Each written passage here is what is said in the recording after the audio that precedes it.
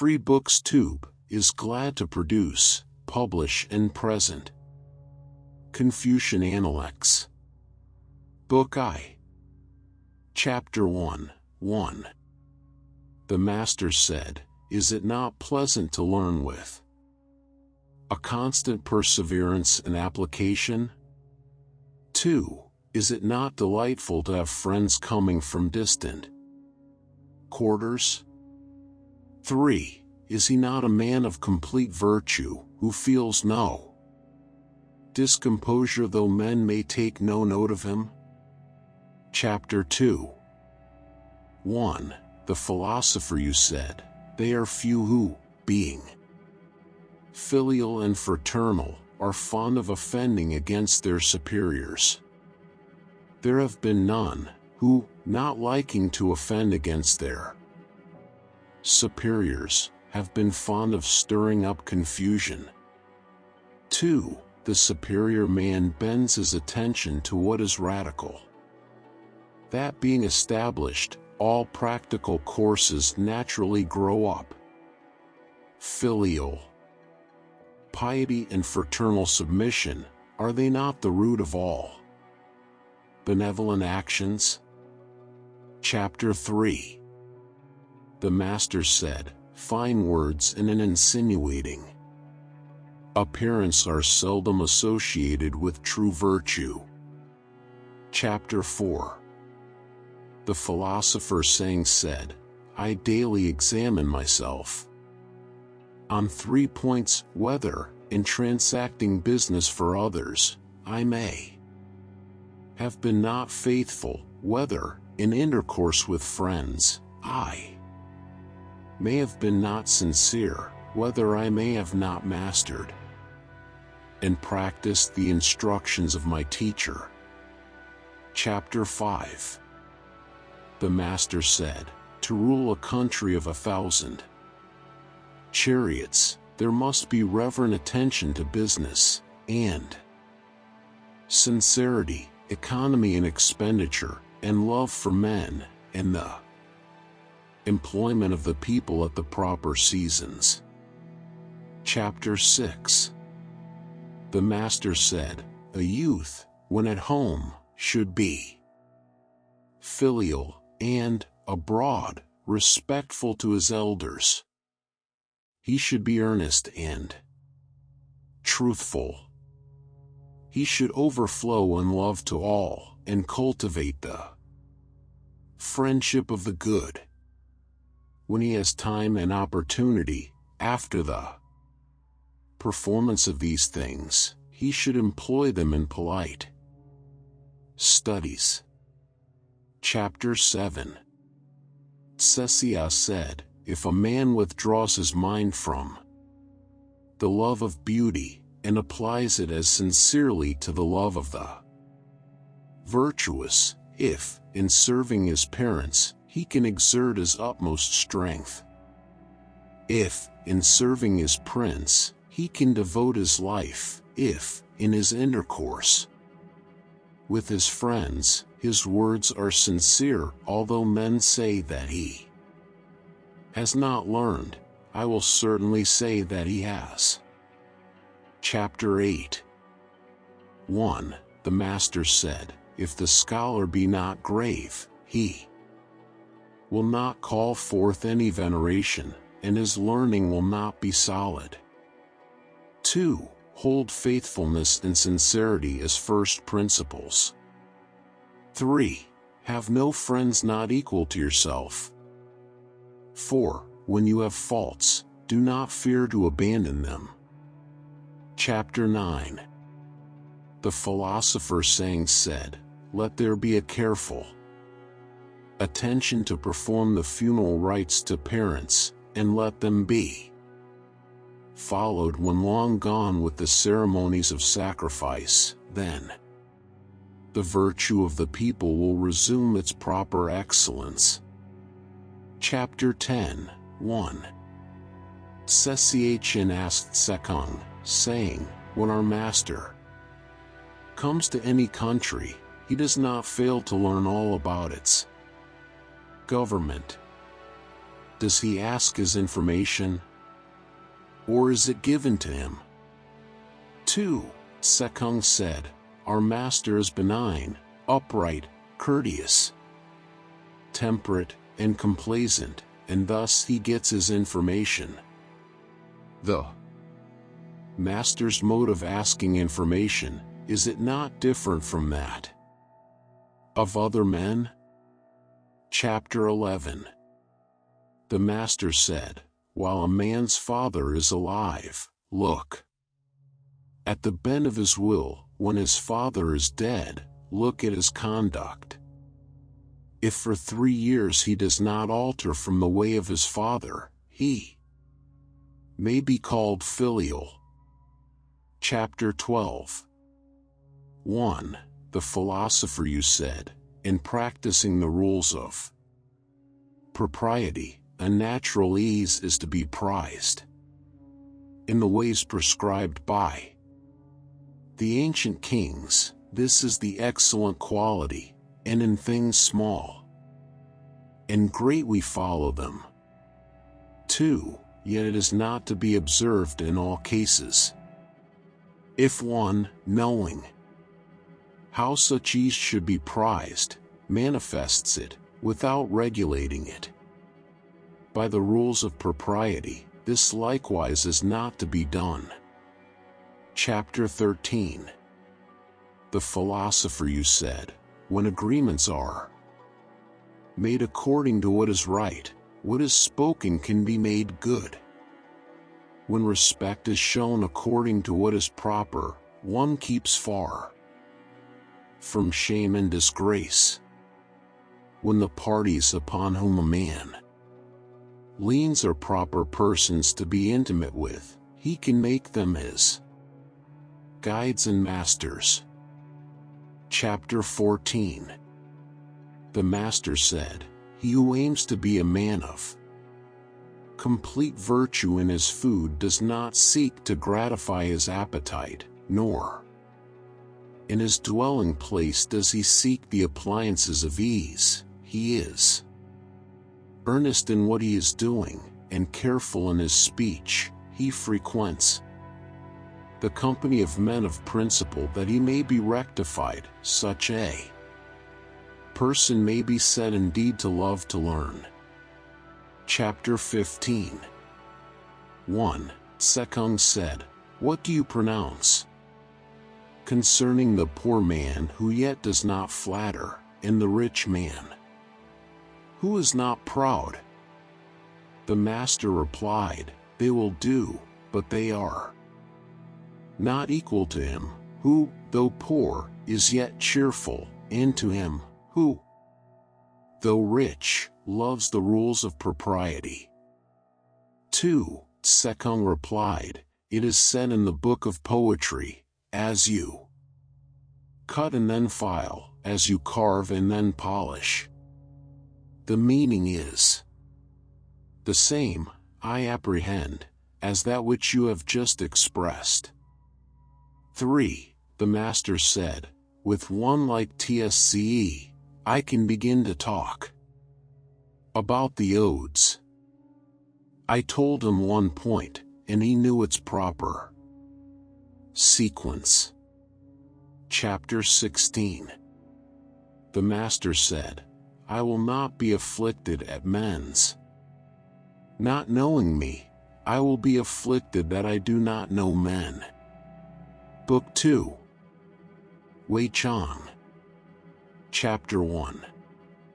The master said, "He who exercises government by means of his virtue may be compared to the North Polar Star, which keeps its place and all the stars turn towards it."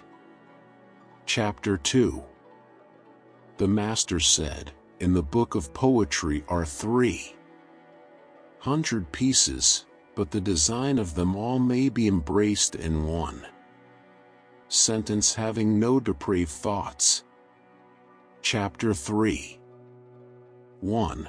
The master said, "If the people be led by laws, and uniformity sought to be given them by punishments, they will try to avoid the punishment, but have no sense of shame. 2.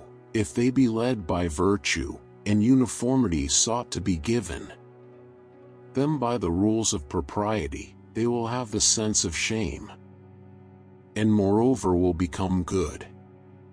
Chapter 4. 1.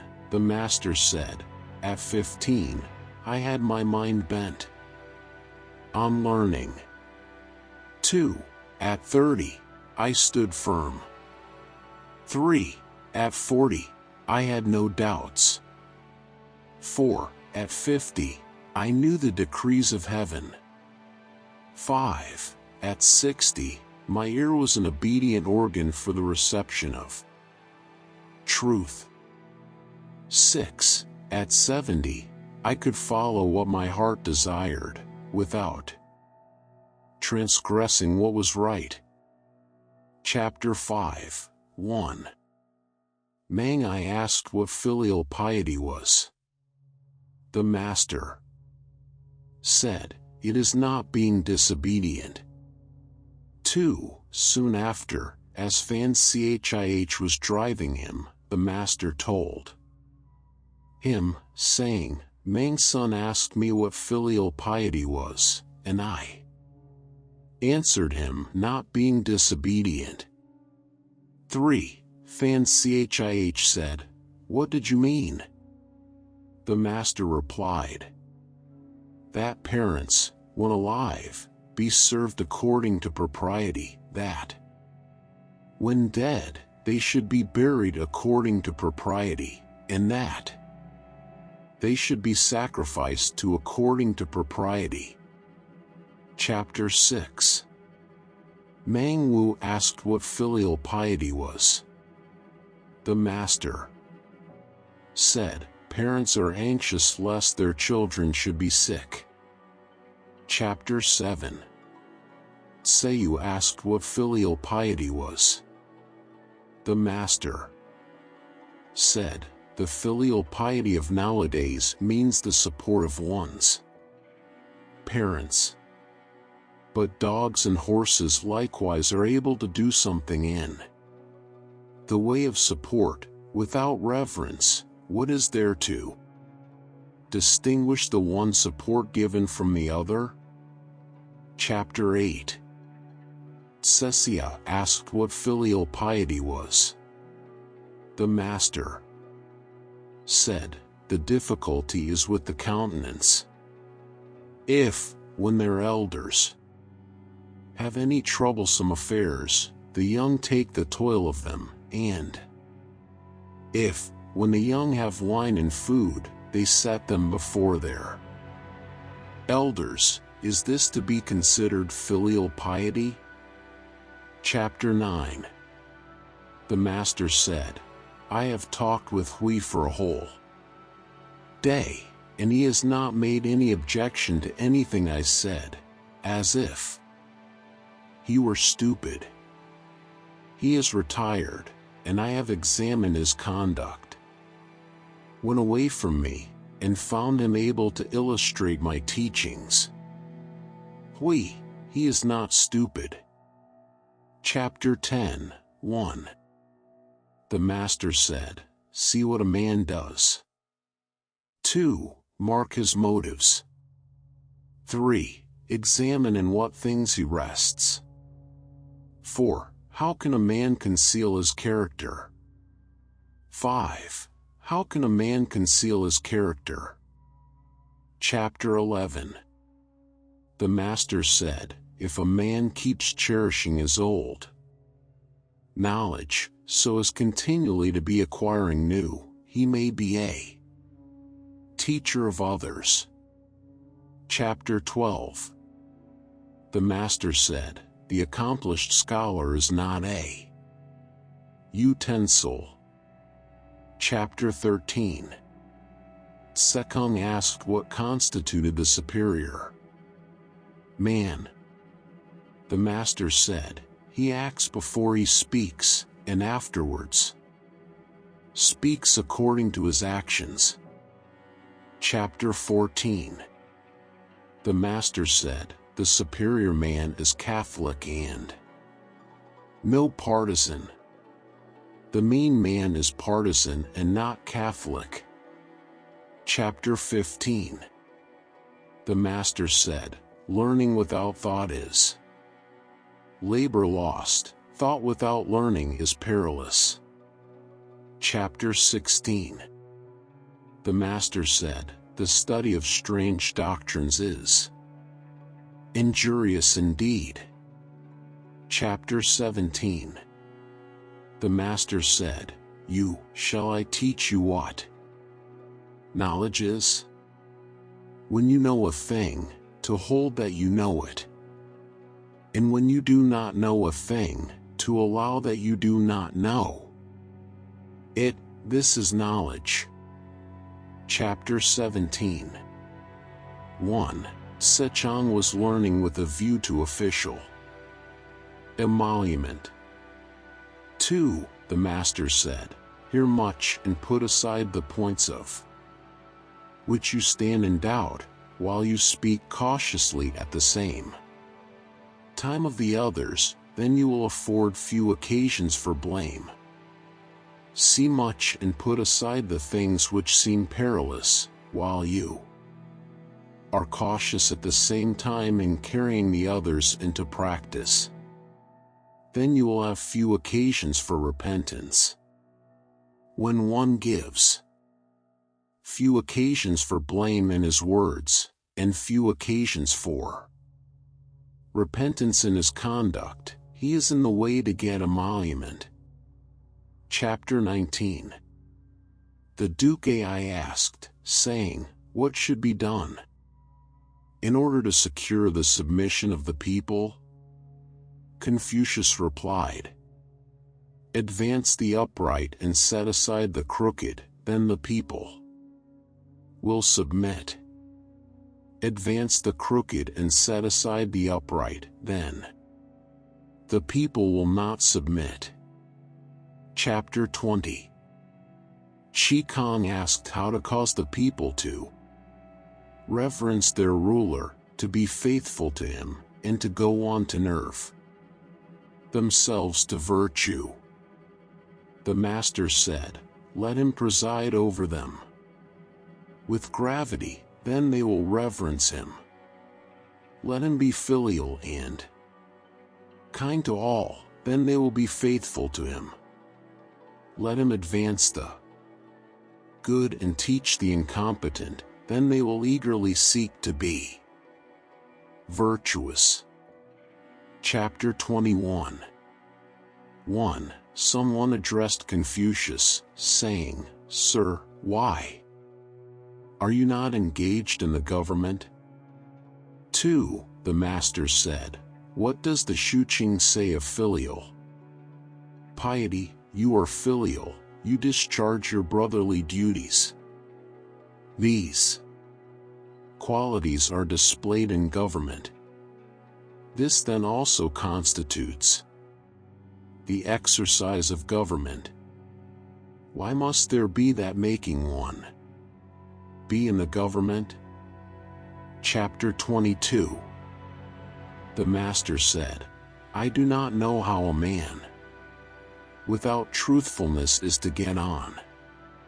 How can a large carriage be made to go without the crossbar for yoking the oxen to, or a small carriage without the arrangement for yoking the horses?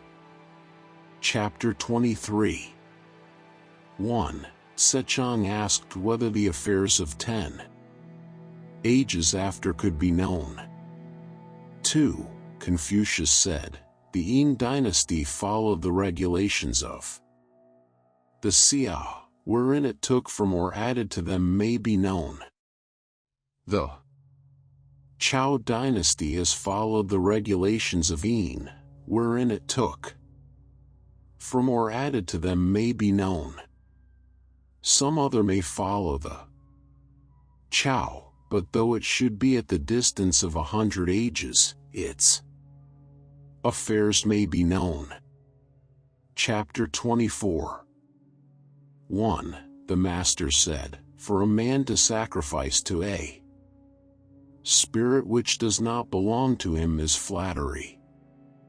2. To see what is right and not to do it is one of courage. Book 3. Pai. Chapter 1. Confucius said of the head of the chief family, who had 8 rows of pantomimes in his area, if he can bear to do this, what may he not bear to do? Chapter 2. The 3 families used the Yung ode, while the vessels were being removed, at the conclusion of the sacrifice. The master said, assisting are the princes, the Son of Heaven looks profound and grave. What application can these words have in the hall of the 3 families? Chapter 3.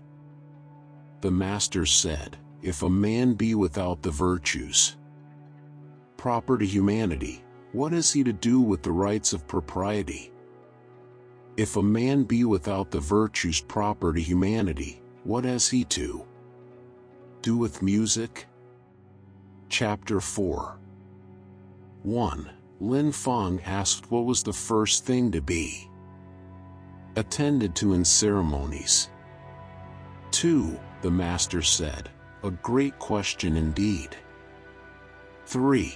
In festive ceremonies, it is better to be sparing than extravagant. In the ceremonies of mourning, it is better that there be deep sorrow than a minute attention to observances. Chapter 5. The master said, the rude tribes of the East and North have their princes, and are not like the states of our great land which are without them. Chapter 6. The chief of the chief family was about to sacrifice to the Tai mountain. The master said to Zanyu, can you not save him from this? He answered, I cannot. Confucius said, alas. Will you say that the Tai mountain is not so discerning as Lin Feng? Chapter 7. The master said, the student of virtue has no contentions. If it be said he cannot avoid them, shall this be in archery? But he bows complacently to his competitors, thus he ascends the hall, descends, and exacts the forfeit of drinking. In his contention, he is still the Chunse. Chapter 8. 1. Cecilia asked, saying, what is the meaning of the passage, the pretty dimples of her artful smile? The well-defined black and white of her eye? The plain ground for the colors? 2. The master said, the business of laying on the colors follows the preparation of the plain ground. 3. Ceremonies then are a subsequent thing? The master said, it is Shang who can bring out my meaning. Now I can begin to talk about the odes with him. Chapter 9.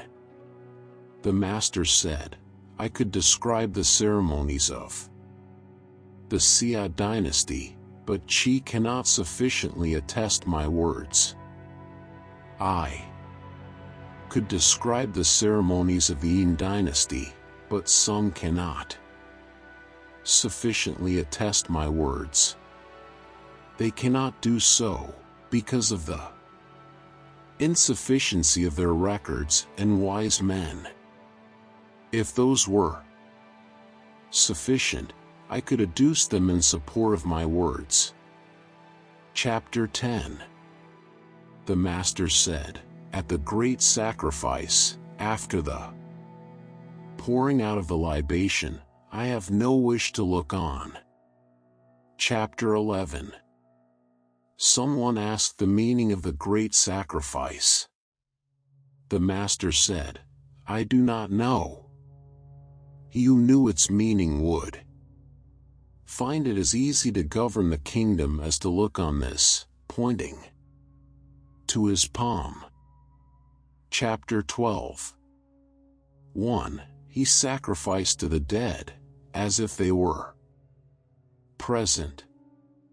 He sacrificed to the spirits, as if the spirits were present.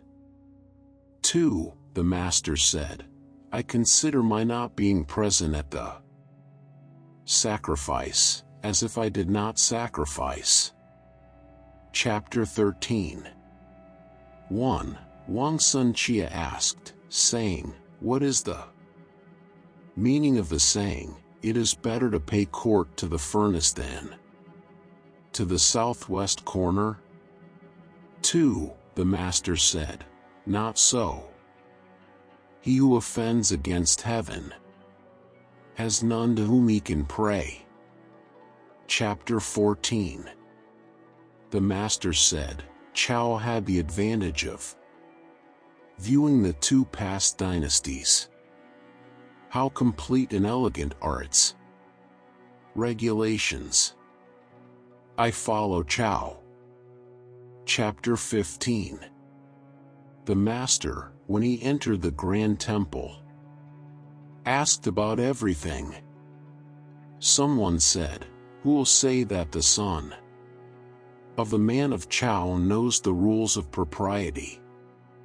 He has entered the grand temple and asks about everything." The master heard the remark and said, "This is a rule of propriety."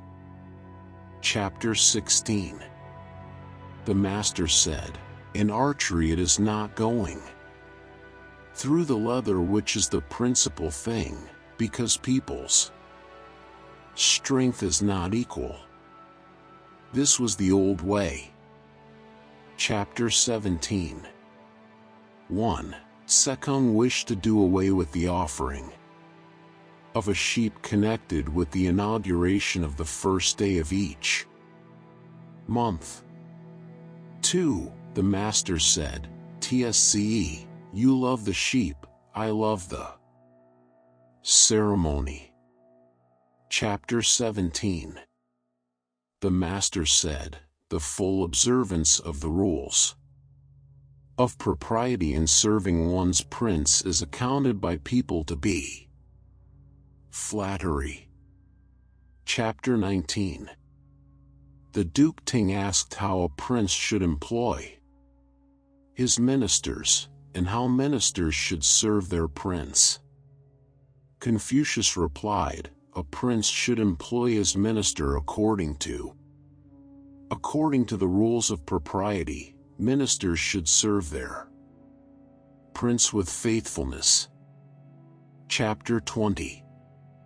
The master said, "The Quan Tzu is expressive of enjoyment without being licentious, and of grief without being hurtfully excessive."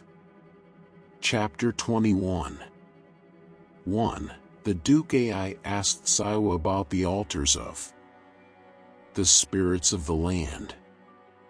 Siwa replied, "The Xia sovereign planted the pine tree about them, the men of the Yin planted the cypress, and the men of the Chao planted the chestnut tree," meaning thereby to cause the people to be in awe.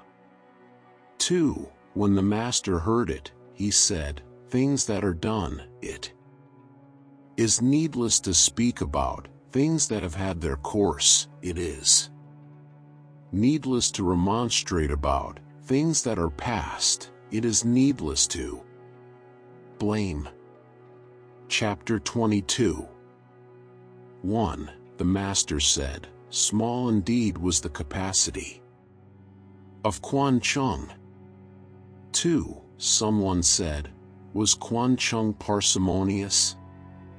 Quan was the reply, had the San Kuei and his officers performed no double duties, how can he be considered parsimonious? 3.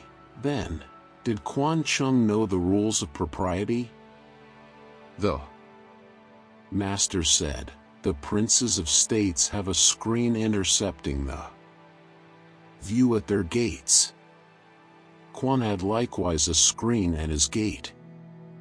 The princes of states on any friendly meeting between two of them had a stand on which to place their inverted cups. Quan had also such a stand. If Quan knew the rules of propriety, who does not know them? Chapter 32. The Master Instructing the Grand Music Master. Of Lu said, how to play music may be known. At the commencement of the piece, all the parts should sound together. As it proceeds, they should be in harmony while severally distinct and flowing without break, and thus on to the conclusion. Chapter 24. The border warden at E requested to be introduced to the master, saying, when men of superior virtue have come to this, I have never been denied the privilege of seeing them.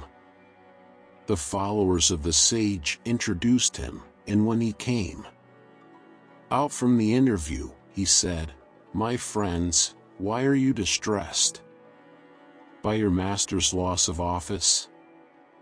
The kingdom has long been without the principles of truth and right. Heaven is going to use your master as a bell with its wooden tongue. Chapter 25. The master said of the Shao that it was perfectly beautiful and also perfectly good. He said of the Wu that it was perfectly beautiful but not perfectly good. Chapter 26. The master said, high station filled without indulgent generosity, ceremonies performed without reverence, mourning conducted without sorrow, wherewith should I contemplate such ways? Book 4. Lu Jin. Chapter 1. The master said, it is virtuous manners which constitute the excellence of a neighborhood. If a man in selecting a residence, do not fix on one where such prevail, how can he be wise? Chapter 2. The master said, those who are without virtue cannot abide long either in a condition of poverty and hardship, or in a condition of enjoyment. The virtuous rest in virtue, the wise desire virtue. Chapter 3. The master said, it is only the truly virtuous man who can love, or who can hate, others. Chapter 4. The master said, if there will be said on virtue, there will be no practice of wickedness. Chapter 5. 1. The master said, riches and honors are what men desire. If it cannot be obtained in the proper way, they should not be held. Poverty and meanness are what men dislike. If it cannot be avoided in the proper way, they should not be avoided. 2. If a superior man abandon virtue, how can he fulfill the requirements of that name? 3. The superior man does not, even for the space of a single meal, act contrary to virtue. In moments of haste, he cleaves to it. In seasons of danger, he cleaves to it. Chapter 6. 1. The master said, I have not seen a person who loved virtue, or one who hated what was not virtuous. He who loved virtue would esteem nothing above it. He who hated what is not virtuous would practice virtue in such a way that he would not allow anything that is not virtuous to approach his person. 2. Is anyone able for one day to apply his strength to virtue? I have not seen the case in which his strength would be insufficient. 3. Should there possibly be any such case, I have not seen it. Chapter 7. The Master said, the faults of men are characteristic of the class to which they belong. By observing a man's faults, it may be known that he is virtuous. Chapter 8. The Master said, if a man in the morning hear the right way, he may die in the evening without regret. Chapter 9. The Master said, a scholar whose mind is set on truth, and who is ashamed of bad clothes and bad food, is not fit to be discoursed with. Chapter 10. The Master said, the superior man in the world does not set his mind either for anything or against anything. What is right he will follow. Chapter 11. The Master said, the superior man thinks of virtue. The small man thinks of comfort. The superior man thinks of the sanctions of law. The small man thinks of favors which he may receive. Chapter 12. The Master said, he who acts with a constant view to his own advantage will be much murmured against. Chapter 13. The Master said, if a prince is able to govern his kingdom with the complaisance proper to the rules of propriety, what difficulty will he have if he cannot govern it with that complaisance? What is he to do with the rules of propriety? Chapter 14. The Master said, a man should say, I am not concerned that I have no place, I am concerned how I may fit myself for one. I am not concerned that I am not known, I seek to be worthy to be known. Chapter 15. 1. The Master said, Shan, my doctrine is that of an all-pervading unity. The disciple Sang replied, yes.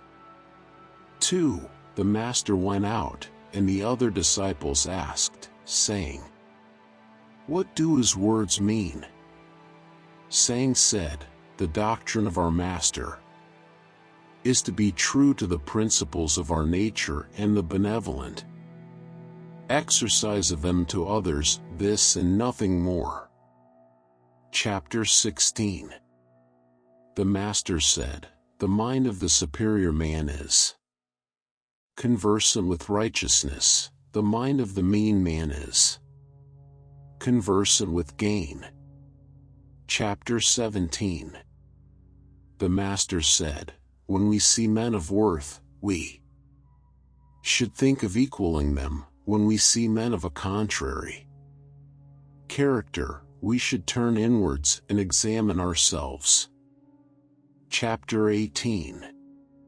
The Master said, in serving his parents, a son may remonstrate with them, but gently, when he sees that they do not incline to follow his advice, he shows an increased degree of reverence, but does not abandon his purpose, and should they punish him, he does not allow himself to murmur. Chapter 19. The Master said, while his parents are alive, the son may not go abroad to a distance. If he does go abroad, he must have a fixed place to which he goes. Chapter 20. The master said, if the son for 3 years does not alter from the way of his father, he may be called filial. Chapter 21. The master said, the years of parents may by no means not be kept in the memory, as an occasion at once for joy and for fear. Chapter 22. The master said, the reason why the ancients did not readily give utterance to their words was that they feared lest their actions should not come up to them. Chapter 23. The master said, the cautious seldom err. Chapter 24. The master said, the superior man wishes to be slow in his speech and earnest in his conduct. Chapter 25. The master said, virtue is not left to stand alone. He who practices it will have neighbors. Chapter 26. Tseyu said, in serving a prince, frequent remonstrances lead to disgrace. Between friends, frequent reproofs make the friendship distant. Book V. Kung Wai Chang. Chapter 1. 1. The master said of Kung Yi Chang that he might be wived. Although he was put in bonds, he had not been guilty of any crime. Accordingly, he gave him his own daughter to wife. 2. Of Nanyang he said that if the country were well governed, he would not be out of office, and if it were ill governed, he would escape punishment and disgrace. He gave him the daughter of his own elder brother to wife. Chapter 2. The master said of Tse-Chien, of superior virtue, indeed is such a man. If there were not virtuous men in Lu, how could this man have acquired this character? Chapter 3.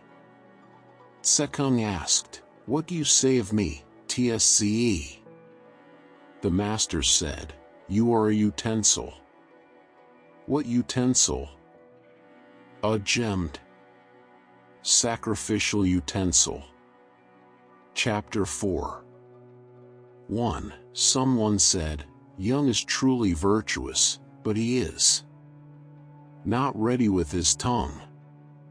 2. The master said, what is the good of being ready with the tongue? They who encounter men with smartnesses of speech for the most part procure themselves hatred. I know not whether he be truly virtuous, but why should he show readiness of the tongue? Chapter 5. The master was wishing Chi Kiao Kai to enter on official employment. He replied, I am not yet able to rest in the assurance of this. The master was pleased. Chapter 6. The master said, my doctrines make no way. I will get upon a raft and float about on the sea. He that will accompany me will be you, I dare say. Selu hearing this was glad. Upon which the master said, you is fonder of daring than I am. He does not exercise his judgment upon matters. Chapter 7.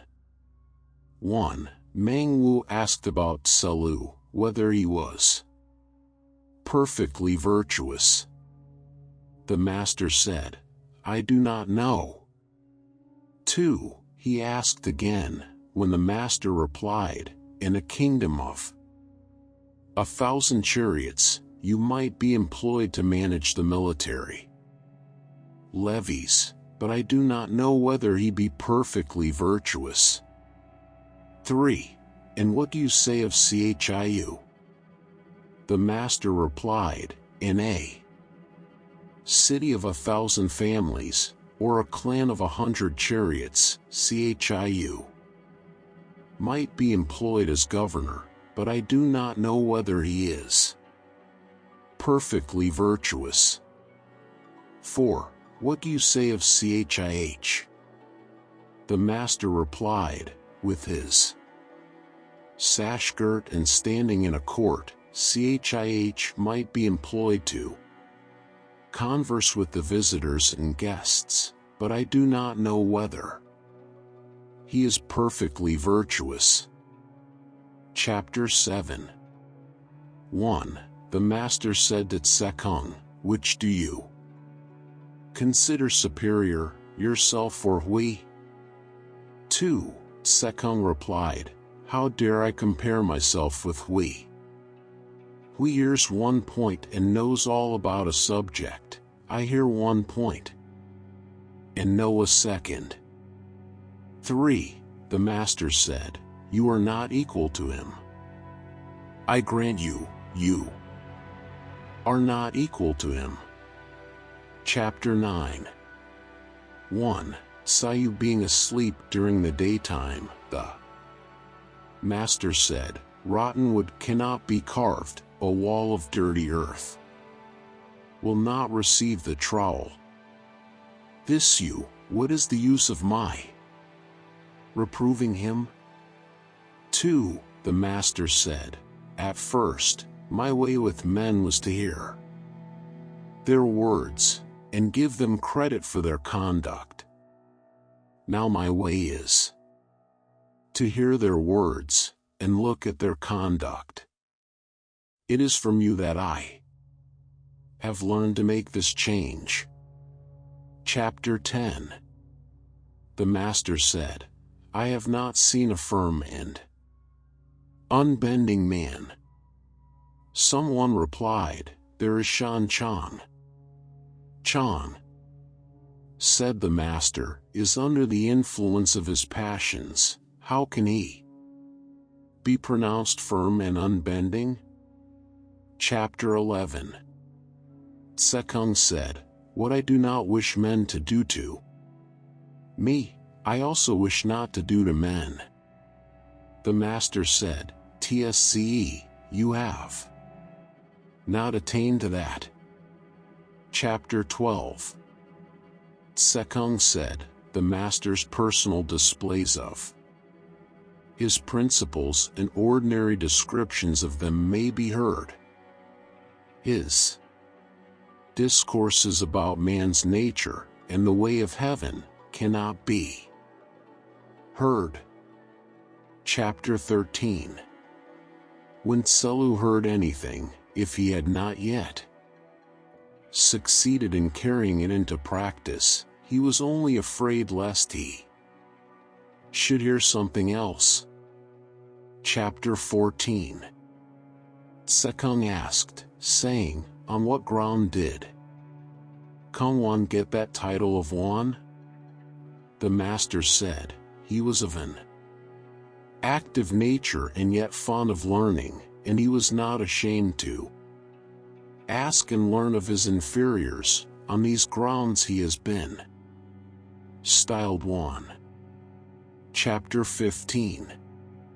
The master said of Tsessiachin that he had 4 of the characteristics of a superior man. In his conduct of himself, he was humble. In serving his superiors, he was respectful. In nourishing the people, he was kind. In ordering the people, he was just.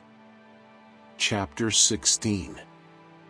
The master said, Yin Ping knew well how to maintain friendly intercourse. The acquaintance might be long, but he showed the same respect as at first. Chapter 17.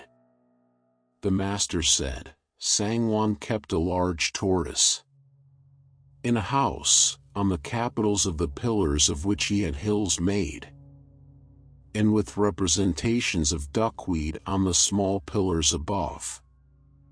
The beams supporting the rafters, of what sort was his wisdom?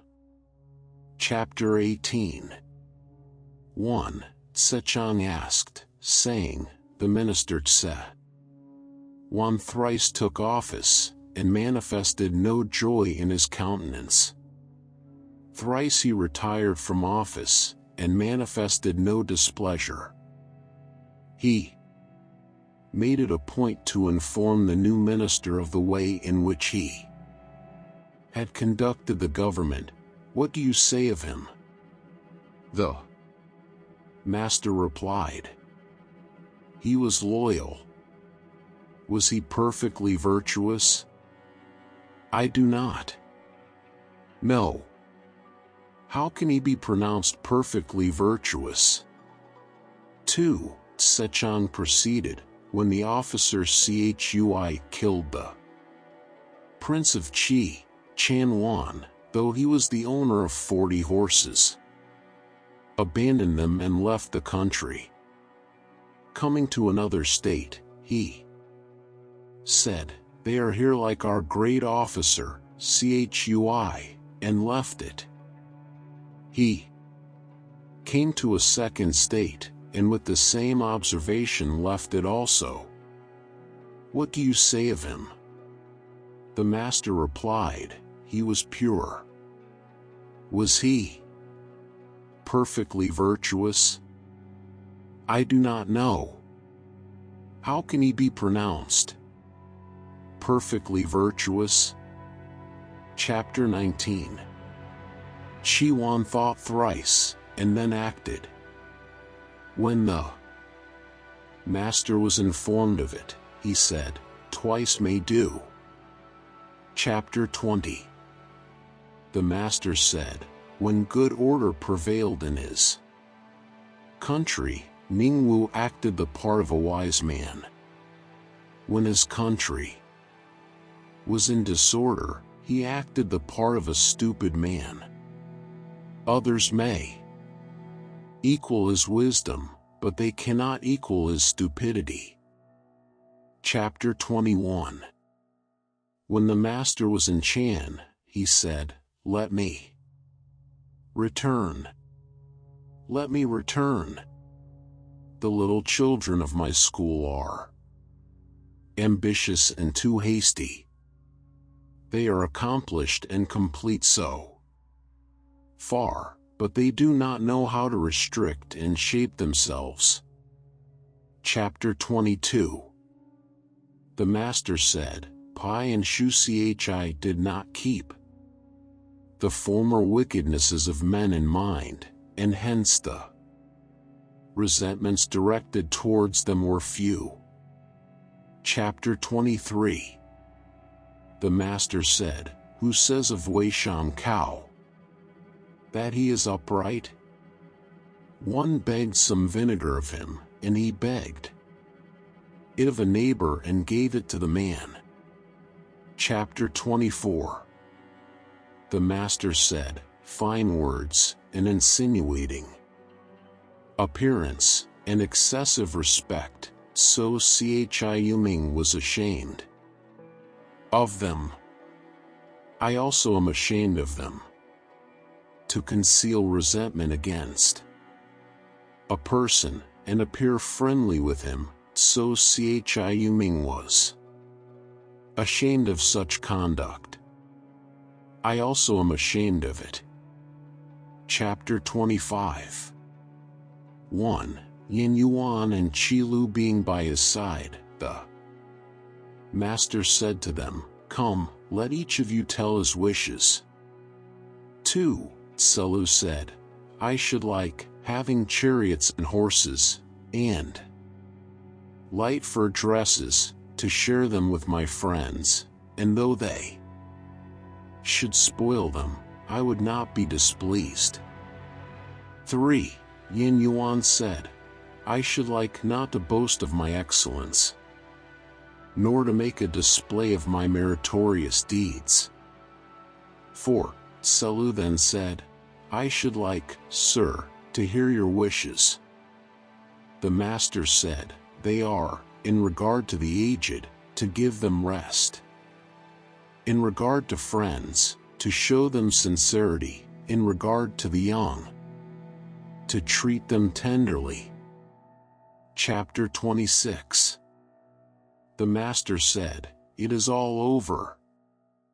I have not yet seen one who could perceive his faults, and inwardly accuse himself. Chapter 27.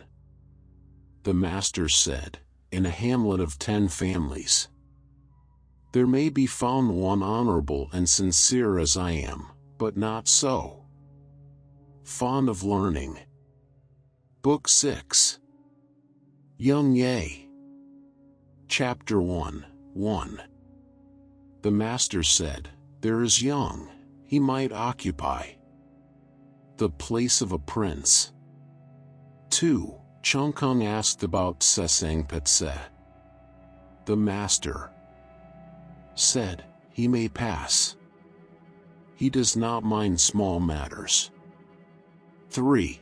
Chongkung said, if a man cherish in himself a reverential feeling of the necessity of attention to business, though he may be easy in small matters in his government of the people, that may be allowed.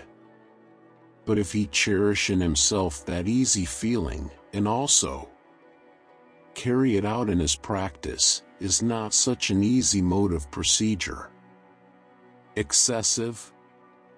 4. The master said, Young's words are right. Chapter 2. The Duke Ai asked which of the disciples loved to learn. Confucius replied to him, there was Yan Hui, he loved to learn. He did not transfer his anger, he did not repeat a fault. Unfortunately, his appointed time was short and he died, and now there is not such another. I have not yet heard of anyone who loves to learn as he did. Chapter 3. 1. So while being employed on a mission to Qi, the disciple Zan requested grain for his mother. The master said, give her a fu. Yen requested more. Give her an yu, said the master. Yen gave her 5 ping. 2. The master said, when Chih was proceeding to Qi, he had fat horses to his carriage, and wore light furs. I have heard that a superior man helps the distressed, but does not add to the wealth of the rich. 3. Yuan Zi being made governor of his town by the master, he gave him 900 measures of grain, but Zi declined them. 4. The master said, do not decline them. May you not give them away in the neighborhoods, hamlets, towns, and villages. Chapter 4. The master, speaking of Chongkung, said, if the calf of a brindled cow be red and horned, although men may not wish to use it, would the spirits of the mountains and rivers put it aside? Chapter 5. The master said, such was Hui that for 3 months there would be nothing in his mind contrary to perfect virtue. The others may attain to this on some days or in some months, but nothing more. Chapter 6. Qi Kong asked about Chengyu, whether he was fit to be employed as an officer of government. The master said, Yu is a man of decision, What difficulty would he find in being an officer of government?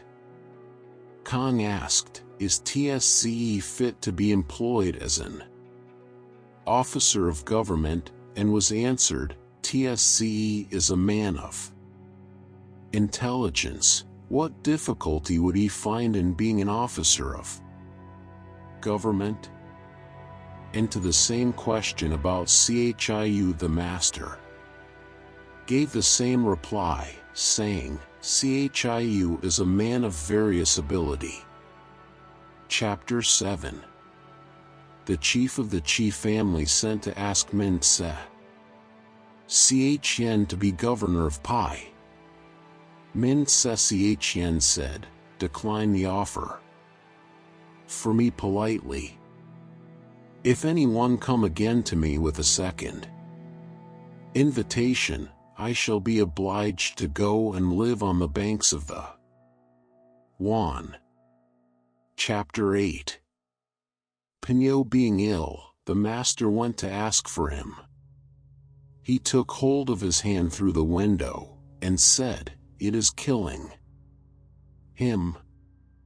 It is the appointment of heaven, alas, that such a man should have such a sickness. That such a man should have such a sickness. Chapter 9. The master said, admirable indeed was the virtue of Hui. With a single bamboo dish of rice, a single gourd dish of drink, and living in his mean narrow lane, while others could not have endured the distress, he did not allow his joy to be affected by it. Admirable indeed was the virtue of Hui. Chapter 10. Yen Chiu said, it is not that I do not delight in your doctrines, but my strength is insufficient. The master said, those whose strength is insufficient give over in the middle of the way. But now you limit yourself. Chapter 11. The master said to Tsesia, do you be a scholar after the style of the superior man, and not after that of the mean man. Chapter 12. Seiyu being governor of Wu Xichang, the master said to him, have you got good men there? He answered, there is Tan Tiai Miaming, who never in walking takes a short cut, and never comes to my office, excepting on public business. Chapter 13. The master said, Meng Qifan does not boast of his merit being in the rear on an occasion of flight. When they were about to enter the gate, he whipped up his horse, saying, it is not that I dare to be last. My horse would not advance. Chapter 14. The master said, without the specious speech of the litanists too and the beauty of the Prince Chao of Song, it is difficult to escape in the present age. Chapter 15. The master said, who can go out but by the door? How is it that men will not walk according to these ways? Chapter 16. The master said, where the solid qualities are in excess of accomplishments, we have rusticity. Where the accomplishments are in excess of the solid qualities, we have the manners of a clerk. When the accomplishments and solid qualities are equally blended, we then have the man of virtue. Chapter 17. The master said, man is born for uprightness. If a man loses uprightness, and yet live, his escape from death is the effect of mere good fortune. Chapter 18. The Master said, "They who know the truth are not equal to those who love it, and they who love it are not equal to those who delight in it." Chapter 19. The Master said, "To those whose talents are above mediocrity, the highest subjects may be announced. To those who are below mediocrity, the highest subjects may not be announced." Chapter 20. Fan Chih asked what constituted wisdom. The Master said, "To give oneself earnestly to the duties due to men, and, while respecting spiritual beings, to keep aloof from them, may be called wisdom." He asked about perfect virtue. The Master said, "The man of virtue makes the difficulty to be overcome as first business, and success only a subsequent consideration. This may be called perfect virtue." Chapter 21. The Master said, "The wise find pleasure in water. The virtuous find pleasure in hills. The wise are active, the virtuous are tranquil. The wise are joyful, the virtuous are long-lived." Chapter 22. The Master said, "Chi, by one change, would come to the state of Lu. Lu, by one change, would come to a state where true principles predominated." Chapter 23. The Master said, "A cornered vessel without corners, a strange cornered vessel. A strange cornered vessel." Chapter 24. Siwa asked, saying, "A benevolent man, though it be told him, 'There is a man in the well,' will go and after him, I suppose." Confucius said, "Why should he do so? A superior man may be made to go to the well, but he cannot be made to go down into it. He may be imposed upon, but he cannot be fooled." Chapter 25. The Master said, "The superior man, extensively studying all learning, and keeping himself under the restraint of the rules of propriety, may thus likewise not overstep what is right." Chapter 26. The Master, having visited Nansa, Selu was displeased, on which the Master swore, saying, "Wherein I have done improperly, may heaven reject me, may heaven reject me." Chapter 27.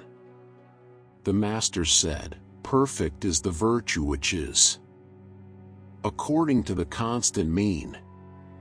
Rare for a long time has been its practice among the people." Chapter 28. 1. Sekung said, "Suppose the case of a man extensively conferring benefits on the people, and able to assist all. What would you say of him? Might he be called perfectly virtuous?" The Master said, "Why speak only of virtue in connection with him? Must he not have the qualities of a sage?" Even Yao and Shun were still solicitous about this. 2. Now the man of perfect virtue, wishing to be established himself, seeks also to establish others, wishing to be enlarged himself, he seeks also to enlarge others. 3. To be able to judge of others by what is nigh in ourselves. This may be called the art of virtue. Book 7. Shuar. Chapter 1. The Master said, a transmitter and not a maker. Believing in and loving the ancients, I venture to compare myself with our old Pang. Chapter 2. The Master said, the silent treasuring up of knowledge, learning without satiety, and instructing others without being wearied, which one of these things belongs to me? Chapter 3. The Master said, the leaving virtue without proper cultivation, the not thoroughly discussing what is learned, not being able to move towards righteousness of which a knowledge is gained, and not being able to change what is not good. These are the things which occasion me solicitude. Chapter 4. When the Master was unoccupied with business, his manner was easy, and he looked pleased. Chapter 5.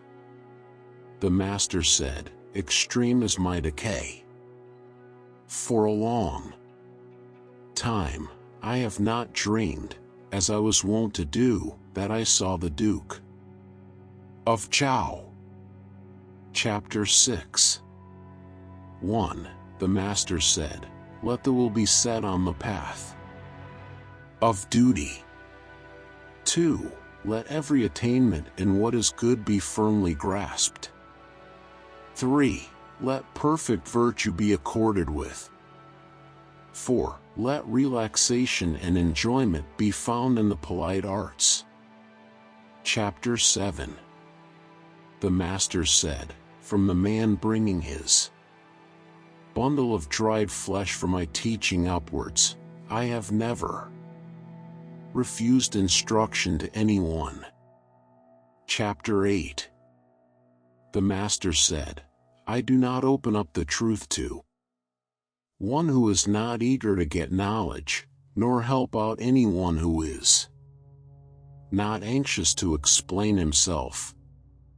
When I have presented one corner of a subject to anyone, and he cannot from it learn the other 3, I do not repeat my lesson.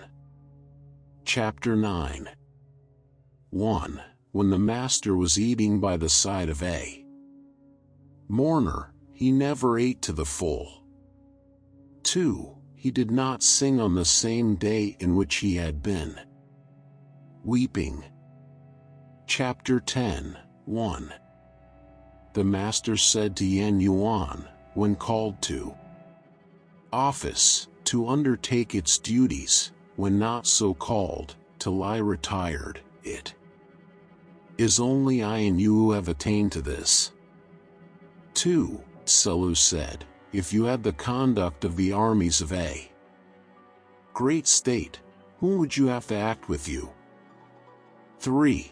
The Master said, I would not have him to act with me, who will unarmed attack a tiger, or cross a river without a boat, dying without any regret. My associate must be the man who proceeds to action full of solicitude, who is fond of adjusting his plans, and then carries them into execution. Chapter 11. The Master said, if the search for riches is sure to be successful, though I should become a groom with whip in hand to get them, I will do so. As the search may not be successful, I will follow after that which I love. Chapter 12.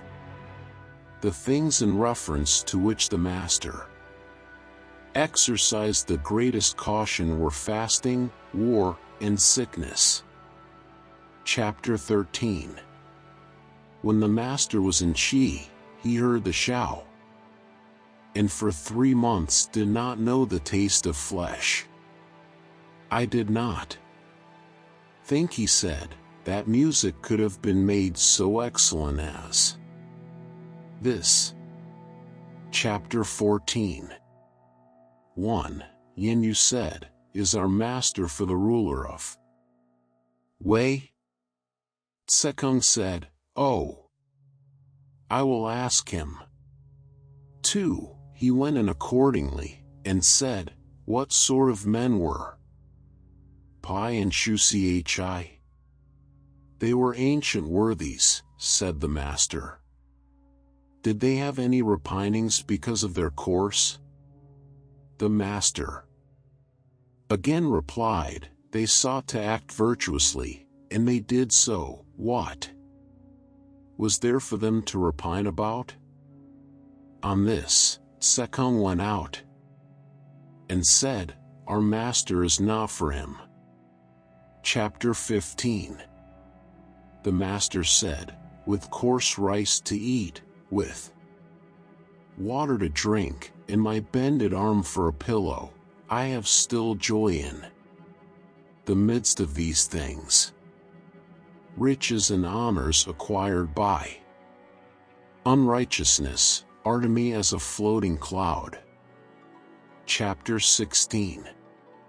The master said, "If some years were added to my life, I would give 50 to the study of the E, and then I might come to be without great faults." Chapter 17. The master's frequent themes of discourse were the odes, the history, and the maintenance of the rules of propriety. On all these he frequently discoursed.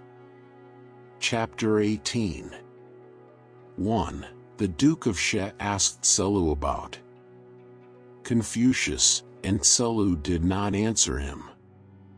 2. The master said, "Why did you not say to him, he is simply a man, who in his eager pursuit of knowledge forgets his food, who in the joy of its attainment forgets his sorrows, and who does not perceive that old age is coming on?" Chapter 19.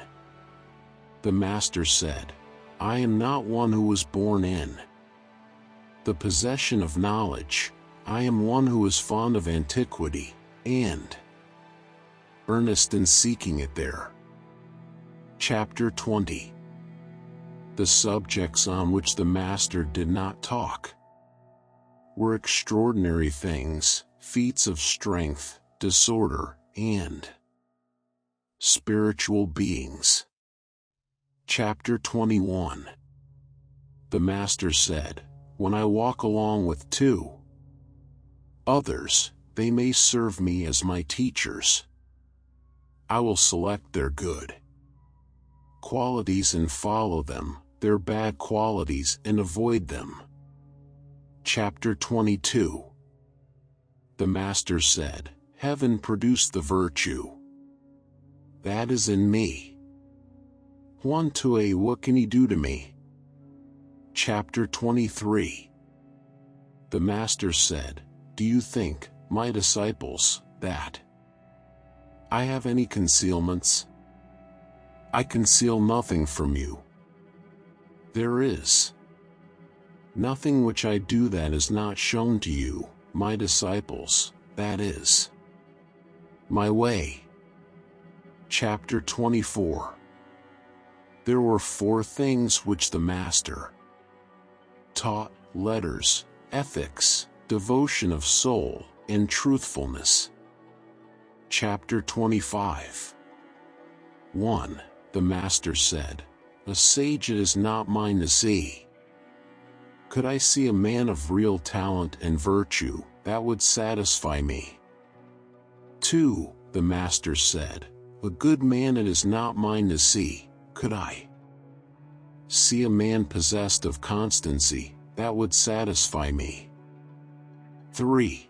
Having not and yet affecting to have, empty and yet affecting to be full, straitened and yet affecting to be at ease, it is difficult with such characteristics to have constancy.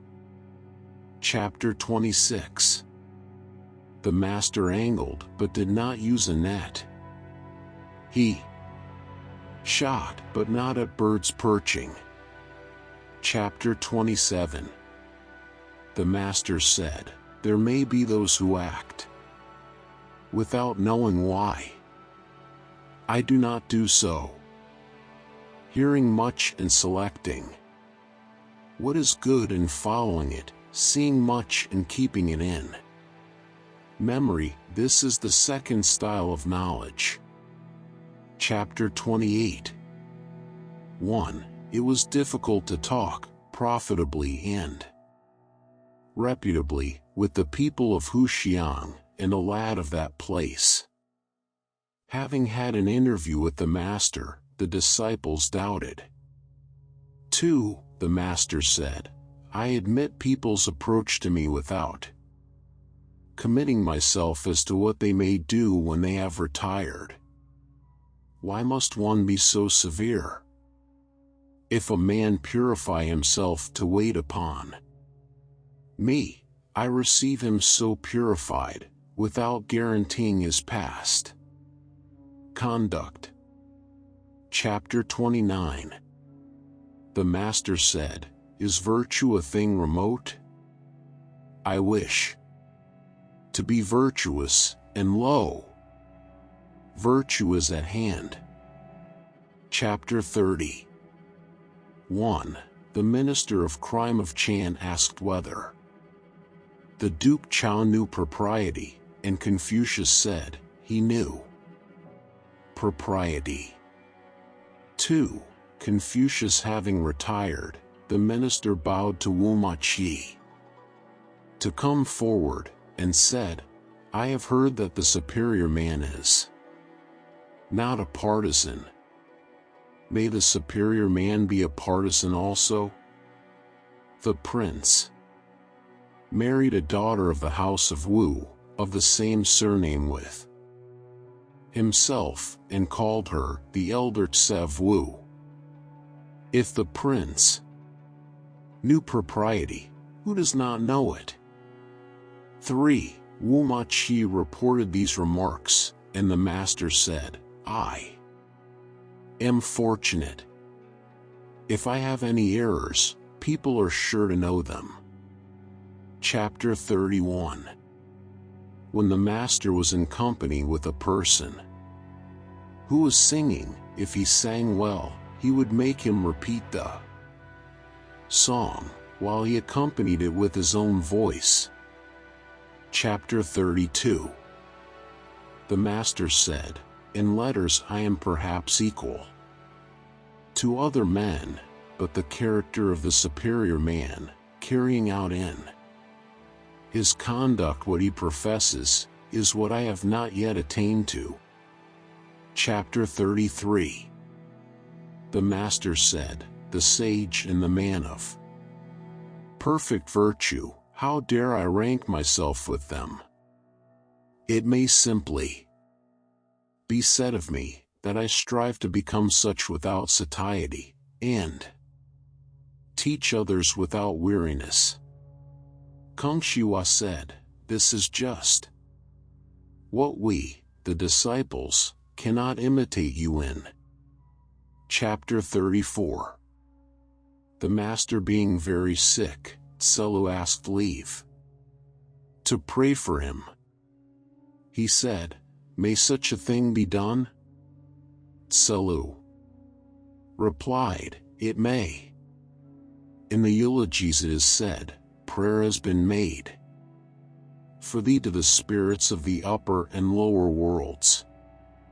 The master said, My praying has been for a long time. Chapter 35. The master said, Extravagance leads to insubordination, and parsimony to meanness. It is better to be mean than to be insubordinate. Chapter 36. The master said, The superior man is satisfied and composed, the mean man is always full of distress. Chapter 37. The master was mild, and yet dignified, majestic, and yet not fierce, respectful, and yet easy. Book 8. TAIPO. Chapter 1. The Master said, Type A may be said to have reached the highest point of virtuous action. Thrice he declined the kingdom, and the people in ignorance of his motives could not express their approbation of his conduct. Chapter 2. 1. The Master said, Respectfulness, without the rules of propriety, becomes laborious bustle. Carefulness, without the rules of propriety, becomes timidity. Boldness, without the rules of propriety, becomes insubordination. Straightforwardness, without the rules of propriety, becomes rudeness. 2. When those who are in high stations perform well all their duties to their relations, the people are aroused to virtue.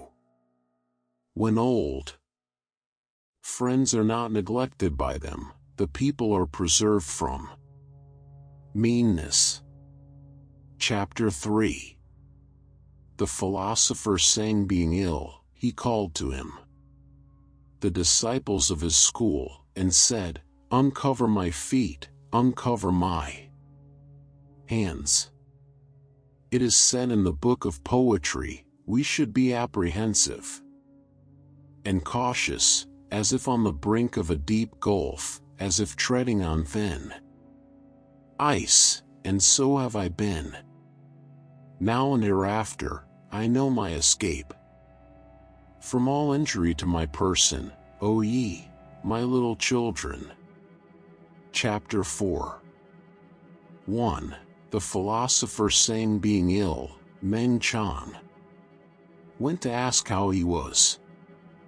2. Sang said to him, When a bird is about to die, its notes are mournful. When a man is about to die, his words are good. 3. There are 3 principles of conduct which the man of high rank should consider specially important, that in his deportment and manner he keep from violence and heedlessness, that in regulating his countenance he keep near to sincerity, and that in his words and tones he keep far from lowness and impropriety.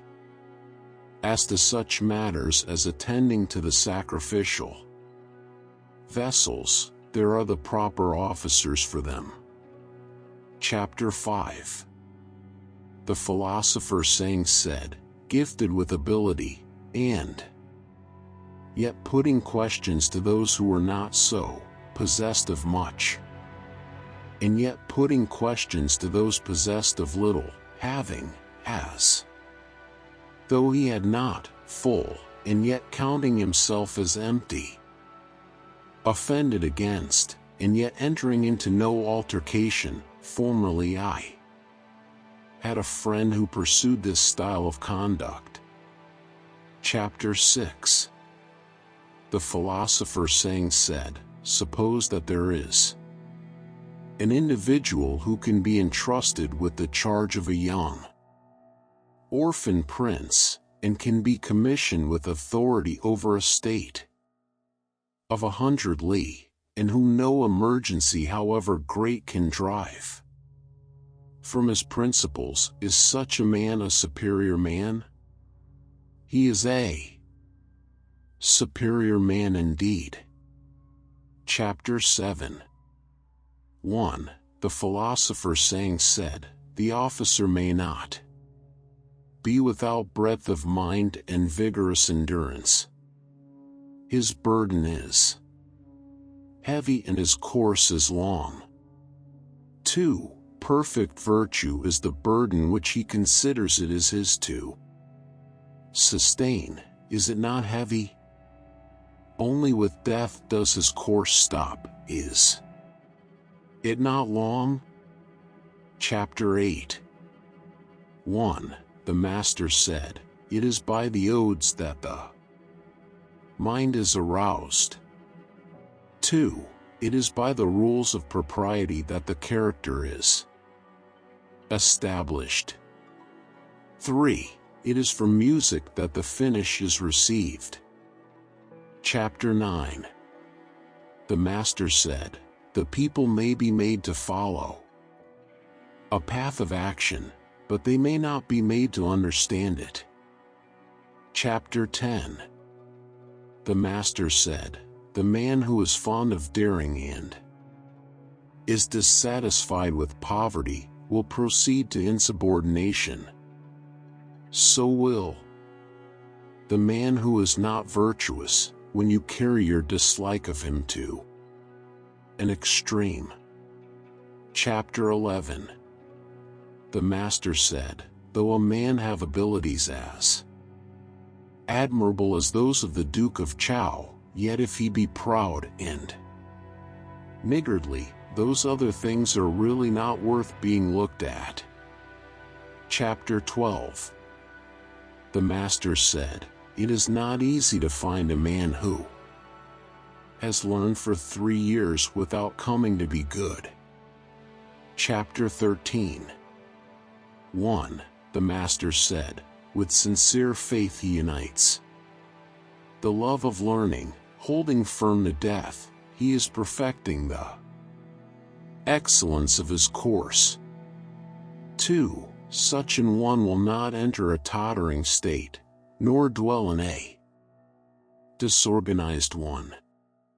When right principles of government prevail in the kingdom, he will show himself. When they are prostrated, he will keep concealed. 3. When a country is well governed, poverty and a mean condition are things to be ashamed of. When a country is ill governed, riches and honor are things to be ashamed of. Chapter 14. The Master said, he who is not in any particular office has nothing to do with plans for the administration of its duties. Chapter 15. The Master said, when the music master chief first entered on his office, the finish of the Quan Tzu was magnificent. How it filled the ears. Chapter 16. The Master said, ardent and yet not upright, stupid and yet not attentive, simple and yet not sincere, such persons I do not understand. Chapter 17. The Master said, learn as if you could not reach your object, and were always fearing also lest you should lose it. Chapter 18. The Master said, how majestic was the manner in which Shun and you held possession of the empire, as if it were nothing to them. Chapter 19. 1. The Master said, great indeed was Yao as a sovereign. How majestic was he! It is only heaven that is grand, and only Yao corresponded to it. How vast was his virtue! The people could find no name for it. 2. How majestic was he in the works which he accomplished! How glorious in the elegant regulations which he instituted! Chapter 20. 1. Shun had 5 ministers, and the empire was well governed. 2. King Wu said, I have 10 able ministers. 3. Confucius said, is not the saying that talents are difficult to find true? Only when the dynasties of Tang and Yu met, were they more abundant than in this of Chow, yet there was a woman among them. The able ministers were no more than 9 men. 4. King Wan possessed 2 of the 3 parts of the empire, and with those he served the dynasty of Yin. The virtue of the House of Chow may be said to have reached the highest point. Indeed. Chapter 21. The Master said, I can find no flaw in the character of you.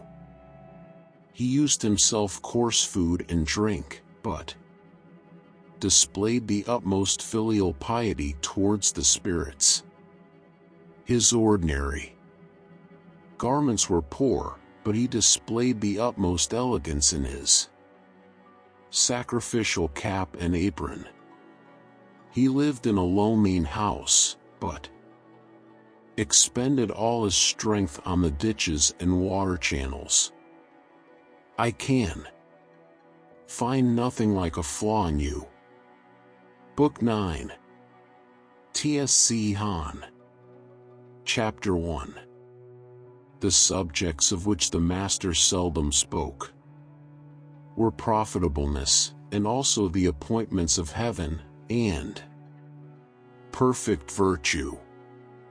Chapter 2. 1. A man of the village of Taxiang said, Great indeed is the philosopher Kong. His learning is extensive, and yet he does not render his name famous by any particular thing. 2. The Master heard the observation, and said to his disciples, What shall I practice? Shall I practice charioteering, or shall I practice archery? I will practice charioteering. Chapter 3. 1. The Master said, The linen cap is that prescribed by the rules of ceremony, but now a silk one is worn. It is economical, and I follow the common practice. 2. The rules of ceremony prescribe the bowing below the hall, but now the practice is to bow only after ascending it. That is arrogant. I continue to bow below the hall, though I oppose the common practice.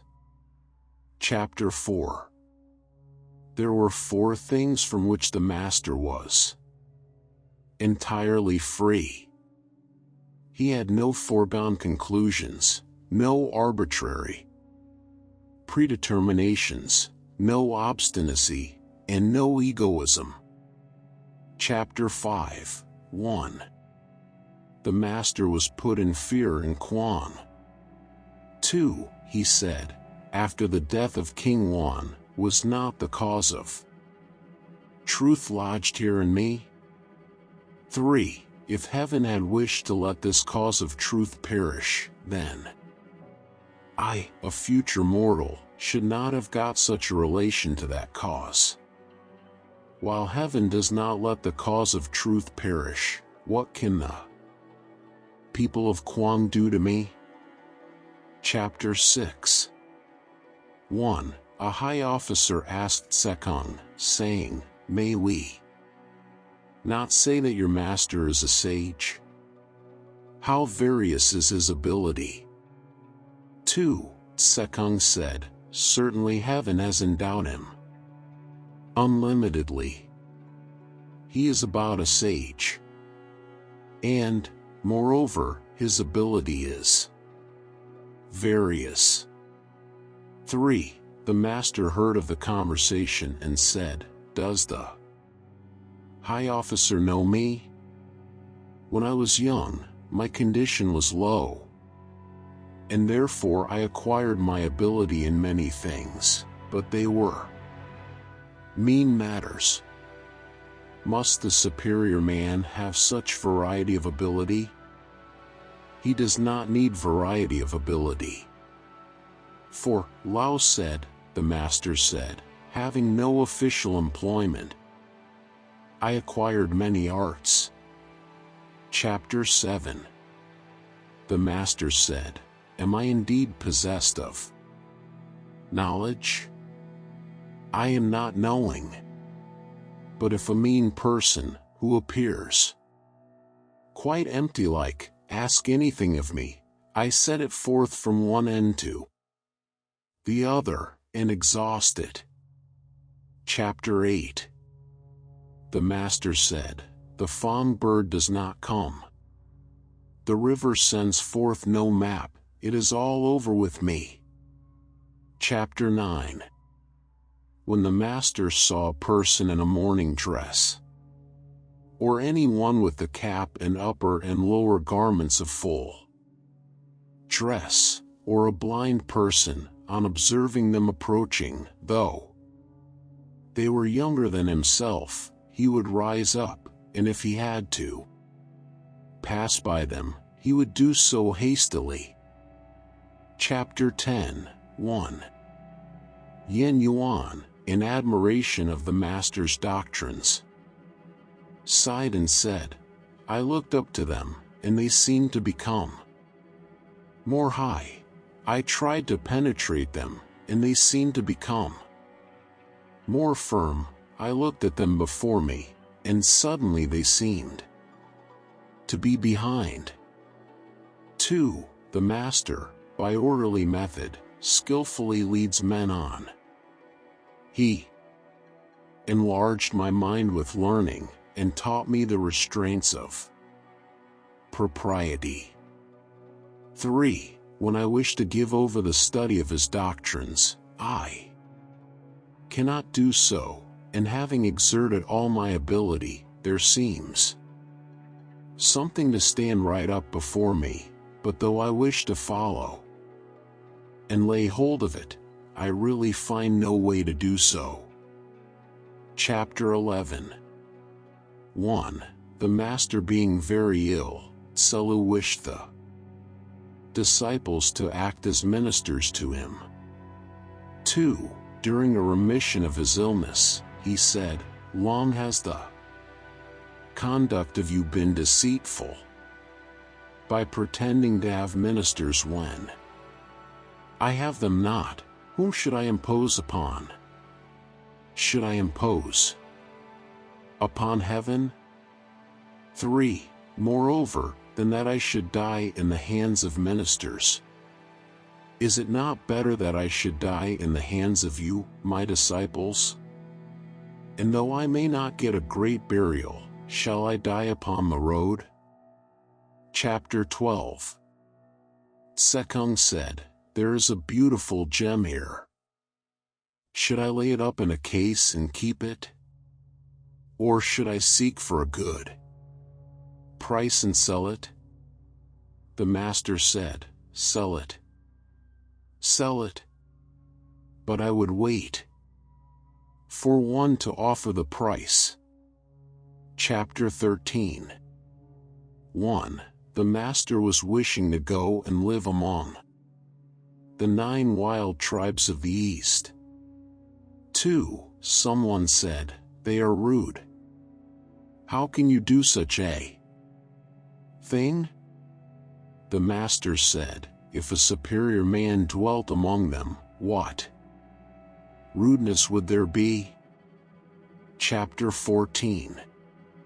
The Master said, I returned from Wei to Lu, and then the music was reformed, and the pieces in the royal songs and praise songs all found their proper places. Chapter 15. The Master said, abroad, to serve the high ministers and nobles, at home, to serve one's father and elder brothers, in all duties to the dead, not to dare not to exert oneself, and not to be overcome of wine. Which one of these things do I attain to? Chapter 16. The Master, standing by a stream, said, it passes on just like this, not ceasing day or night. Chapter 17. The Master said, I have not seen one who loves virtue as he loves beauty. Chapter 18.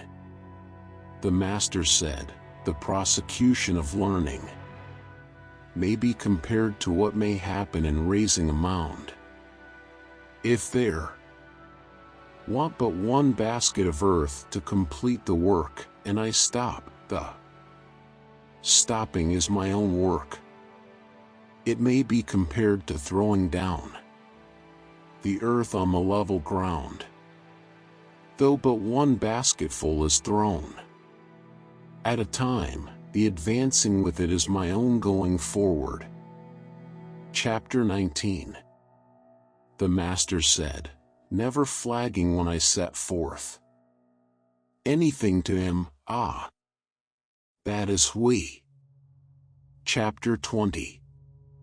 The Master said of Yan Yuan, alas, I saw his constant advance. I never saw him stop in his progress. Chapter 21.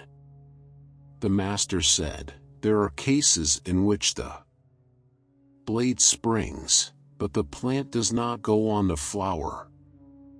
There are cases where it flowers, but no fruit is subsequently produced. Chapter 22. The Master said, a youth is to be regarded with respect. How do we know that his future will not be equal to our present? If he reached the age of 40 or 50, and has not made himself heard of, then indeed he will not be worth being regarded with respect. Chapter 25. The Master said, can men refuse to assent to the words of strict admonition? But it is reforming the conduct because of them which is valuable. Can men refuse to be pleased with words of gentle advice? But it is unfolding their aim which is valuable. If a man be pleased with these words, but does not unfold their aim, and assents to those, but does not reform his conduct, I can really do nothing with him. Chapter 24. The Master said, hold faithfulness and sincerity as first principles. Have no friends not equal to yourself. When you have faults, do not fear to abandon them. Chapter 25. The Master said, the commander of the forces of a large state may be carried off, but the will of even a common man cannot be taken from him. Chapter 26. 1. The Master said, dressed himself in a tattered robe quilted with hemp, yet standing by the side of men dressed in furs, and not ashamed, it is you who is equal to this. 2. He dislikes none, he covets nothing, what can he do but what is good? 3. Tselu kept continually repeating these words of the ode. When the Master said, those things are by no means sufficient to constitute perfect excellence. Chapter 27. The Master said, when the year becomes cold, then we know how the pine and the cypress are the last to lose their leaves. Chapter 28. The Master said, the wise are free from perplexities, the virtuous from anxiety, and the bold from fear. Chapter 29. The Master said, there are some with whom we may study in common, but we shall find them unable to go along with us to principles. Perhaps we may go on with them to principles, but we shall find them unable to get established in those along with us. Or if we may get so established along with them, we shall find them unable to weigh occurring events along with us. Chapter 30. 1. How the flowers of the aspen plum flutter and turn. Do I not think of you? But your house is distant. 2. The master said, it is the want of thought about it. How is it distant? Book X, Hang Tang. Chapter 1, 1. Confucius, in his village, looked simple and sincere, and as if he were not able to speak. 2. When he was in the prince's ancestorial temple, or in the court, he spoke minutely on every point, but cautiously. Chap 2. 1. When he was waiting at court, and speaking with the great officers of the lower grade, he spake freely, but in a straightforward manner, in speaking with those of the higher grade. He did so blandly, but precisely.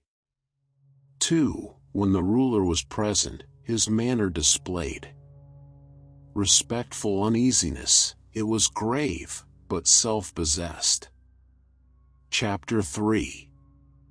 1. When the prince called him to employ him in the reception of a visitor, his countenance appeared to change, and his legs to move forward with difficulty. 2. He inclined himself to the other officers among whom he stood, moving his left or right arm, as their position required, but keeping the skirts of his robe before and behind evenly adjusted. 3. He hastened forward, with his arms like the wings of a bird.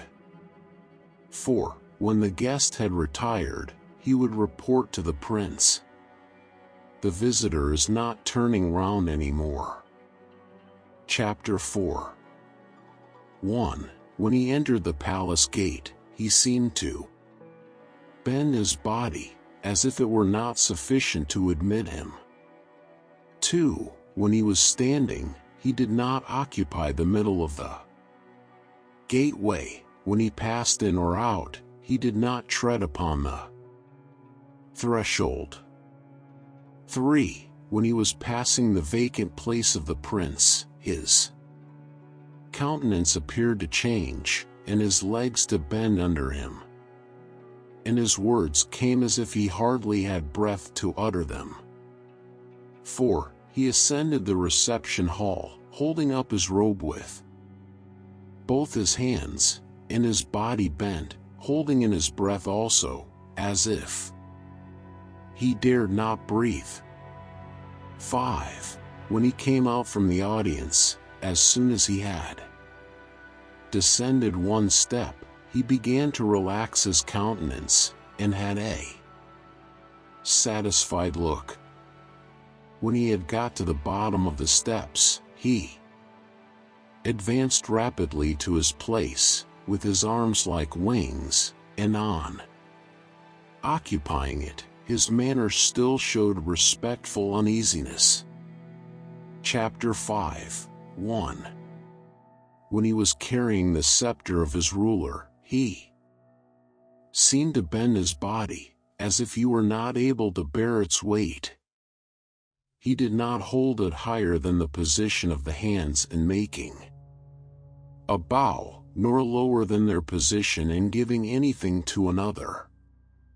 His countenance seemed to change, and look apprehensive, and he dragged his feet along as if they were held by something to the ground. 2. In presenting the presents with which he was charged, he wore a placid appearance. 3. At his private audience, he looked highly pleased. Chapter 6. 1. The superior man did not use a deep purple, or a puce color, in the ornaments of his dress. 2. Even in his undress, he did not wear anything of a red or reddish color. 3. In warm weather, he had a single garment either of coarse or fine texture, but he wore it displayed over an inner garment. 4. Over lamb's fur he wore a garment of black, over fawn's fur one of white, and over fox's fur one of yellow. 5. The fur robe of his undress was long, with the right sleeve short.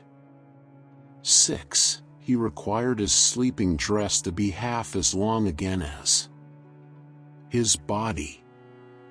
7. When staying at home, he used thick furs of the fox or the badger. 8.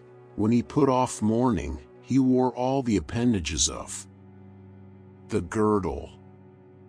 9. His undergarment, except when it was required to be of the curtain shape, was made of silk cut narrow above and wide below. 10. He did not wear lamb's fur or a black cap on a visit of condolence. 11. On the first day of the month he put on his court robes and presented himself at court. Chapter 7. 1. When fasting, he thought it necessary to have his clothes brightly clean and made of linen cloth. 2. When fasting, he thought it necessary to change his food, and also to change the place where he commonly sat in the apartment. Chapter 8. 1. He did not dislike to have his rice finely cleaned, nor to have his minced meat cut quite small. 2. He did not eat rice which had been injured by heat or damp and turned sour, nor fish or flesh which was gone.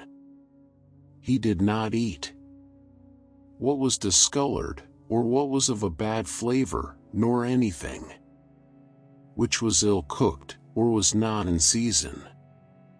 3. He did not eat meat which was not cut properly, nor what was served without its proper sauce. 4. Though there might be a large quantity of meat, he would not allow what he took to exceed the due proportion for the rice. It was only in wine that he laid down no limit for himself, but he did not allow himself to be confused by it. 5. He did not partake of wine and dried meat bought in the market. 6. He was never without ginger when he ate. 7. He did not eat much. 8.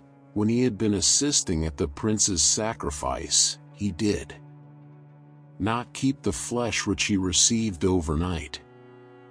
The flesh of his family sacrifice he did not keep over 3 days. If kept over 3 days, people could not eat it. 9. When eating, he did not converse. When in bed, he did not speak. 10. Although his food might be coarse rice and vegetable soup, he would offer a little of it in sacrifice with a grave, respectful air. Chapter 9. If his mat was not straight, he did not sit on it. Chapter 10. 1. When the villagers were drinking together, on those who carried staffs going out, he went out immediately after. 2. When the villagers were going through their ceremonies to drive away pestilential influences, he put on his court robes and stood on the eastern steps. Chapter 11. 1. When he was sending complimentary inquiries to anyone in another state, he bowed twice as he escorted the messenger away. 2. Chi Kong having sent him a present of physic, he bowed and received it, saying, I do not know it. I dare not taste it. Chapter 12. The stable being burned down. When he was at court, on his return he said, "Has any man been hurt?" He did not. Ask about the horses. Chapter 13. 1. When the prince sent him a gift of cooked meat, he would adjust his mat, first taste it, and then give it away to others. When the prince sent him a gift of undressed meat, he would have it cooked, and offer it to the spirits of his ancestors. When the prince sent him a gift of a living animal, he would keep it alive. 2. When he was in attendance on the prince and joining in the entertainment, the prince only sacrificed. He first tasted everything. 3. When he was ill and the prince came to visit him, he had his head to the east, made his court robes be spread over him, and drew his girdle across them. 4. When the prince's order called him, without waiting for his carriage to be yoked, he went at once. Chapter 14. When he entered the ancestral temple of the state, he asked about everything. Chapter 15. 1.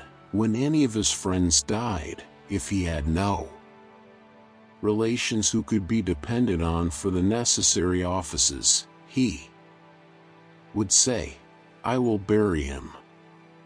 2.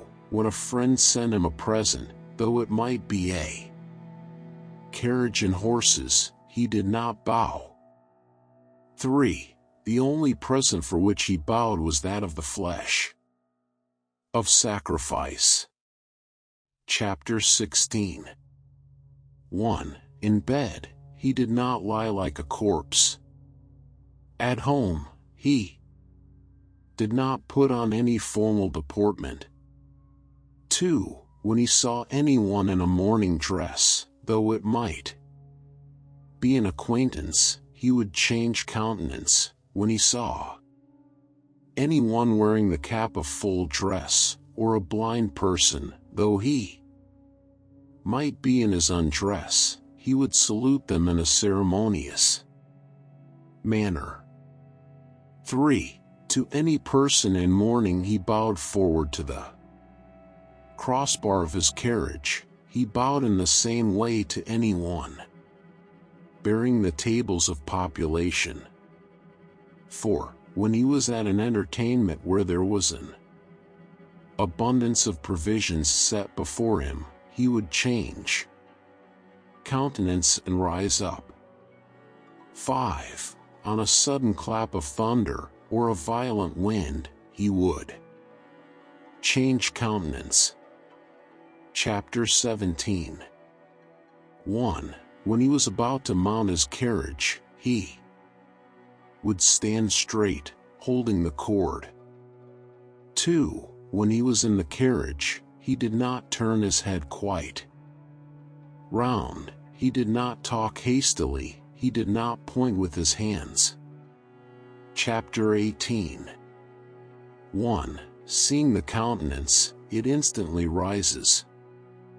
It flies round, and by settles. 2. The master said, "There is the hen pheasant on the hill bridge. At its season. At its season." Selu made a motion to it. Thrice it smelt him and then rose. Book 11. Shin Sin. Chapter 1. 1. The master said, "The men of former times, in the matters of ceremonies and music were rustics, it is said, while the men of these latter times, in ceremonies and music, are accomplished gentlemen." 2. If I have occasion to use those things, I follow the men of former times. Chapter 2. 1. The Master said, of those who were with me in Chan and Tsai, there are none to be found to enter my door.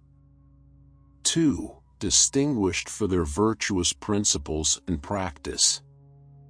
There were Yen Yuan, Min Yen, Zan Pinyo, and Chung Kong. For their ability in speech, Saiwa and Sekong, for their admonies. Trade of talents, Zan Yu and Qi Lu, for their literary acquirements. Seiyu and Sesia. Chapter 3.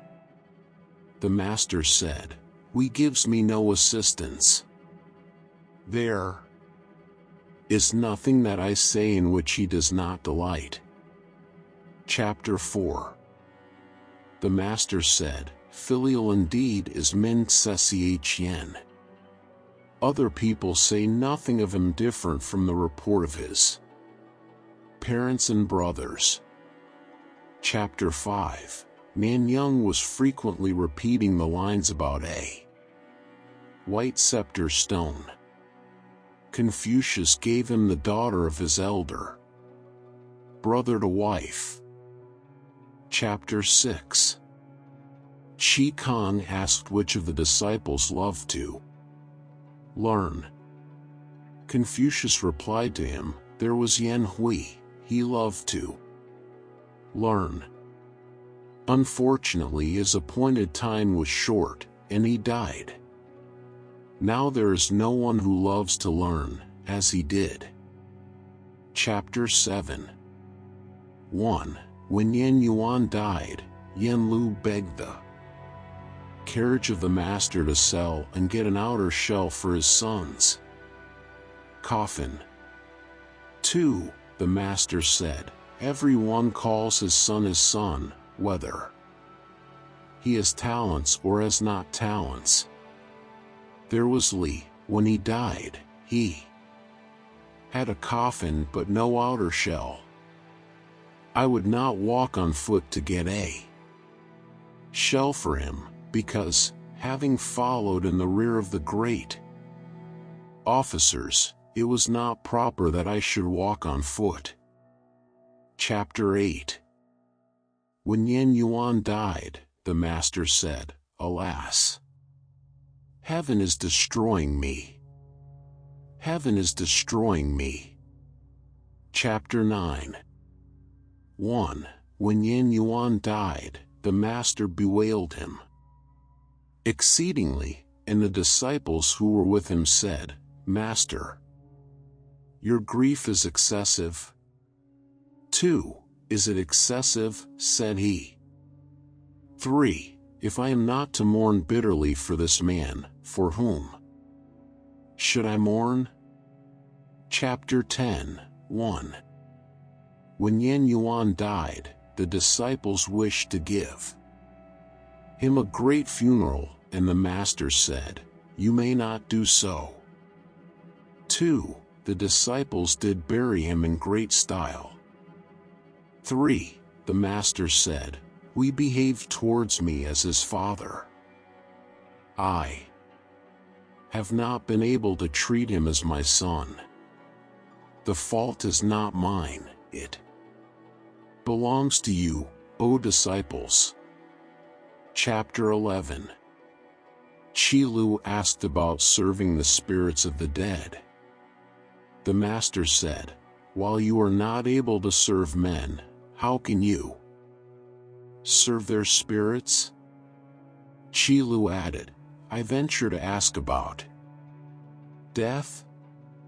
He was answered, while you do not know life, how can you know about death?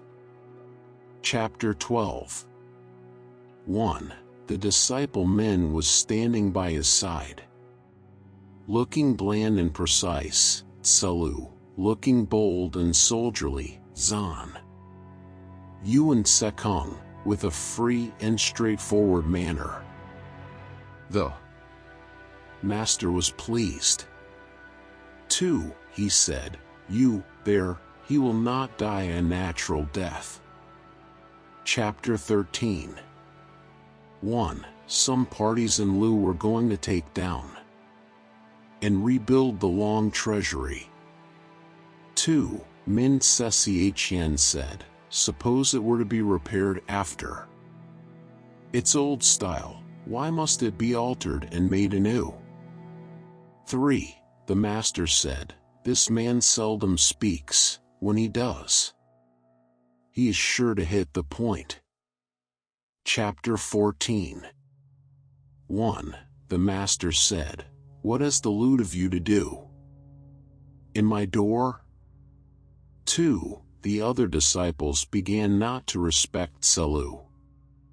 The master said, you has ascended to the hall, though he has not yet passed into the inner apartments. Chapter 15. 1. Sekung asked which of the two, she or Shan, was the superior. The master said, she goes beyond the do mean, and Shan does not come up to it. 2. Then, said Sekung, the superiority is with she, I suppose. 3. The master said, to go beyond is as wrong as to fall short. Chapter 16. 1. The head of the Qi family was richer than the Duke of Chao had been, and yet Chiu collected his imposts for him and increased his wealth. 2. The master said, he is no disciple of mine. My little children, beat the drum and assail him. Chapter 17. 1. Chai is simple. 2. Shan is dull. 3. She is specious. 4. You is coarse.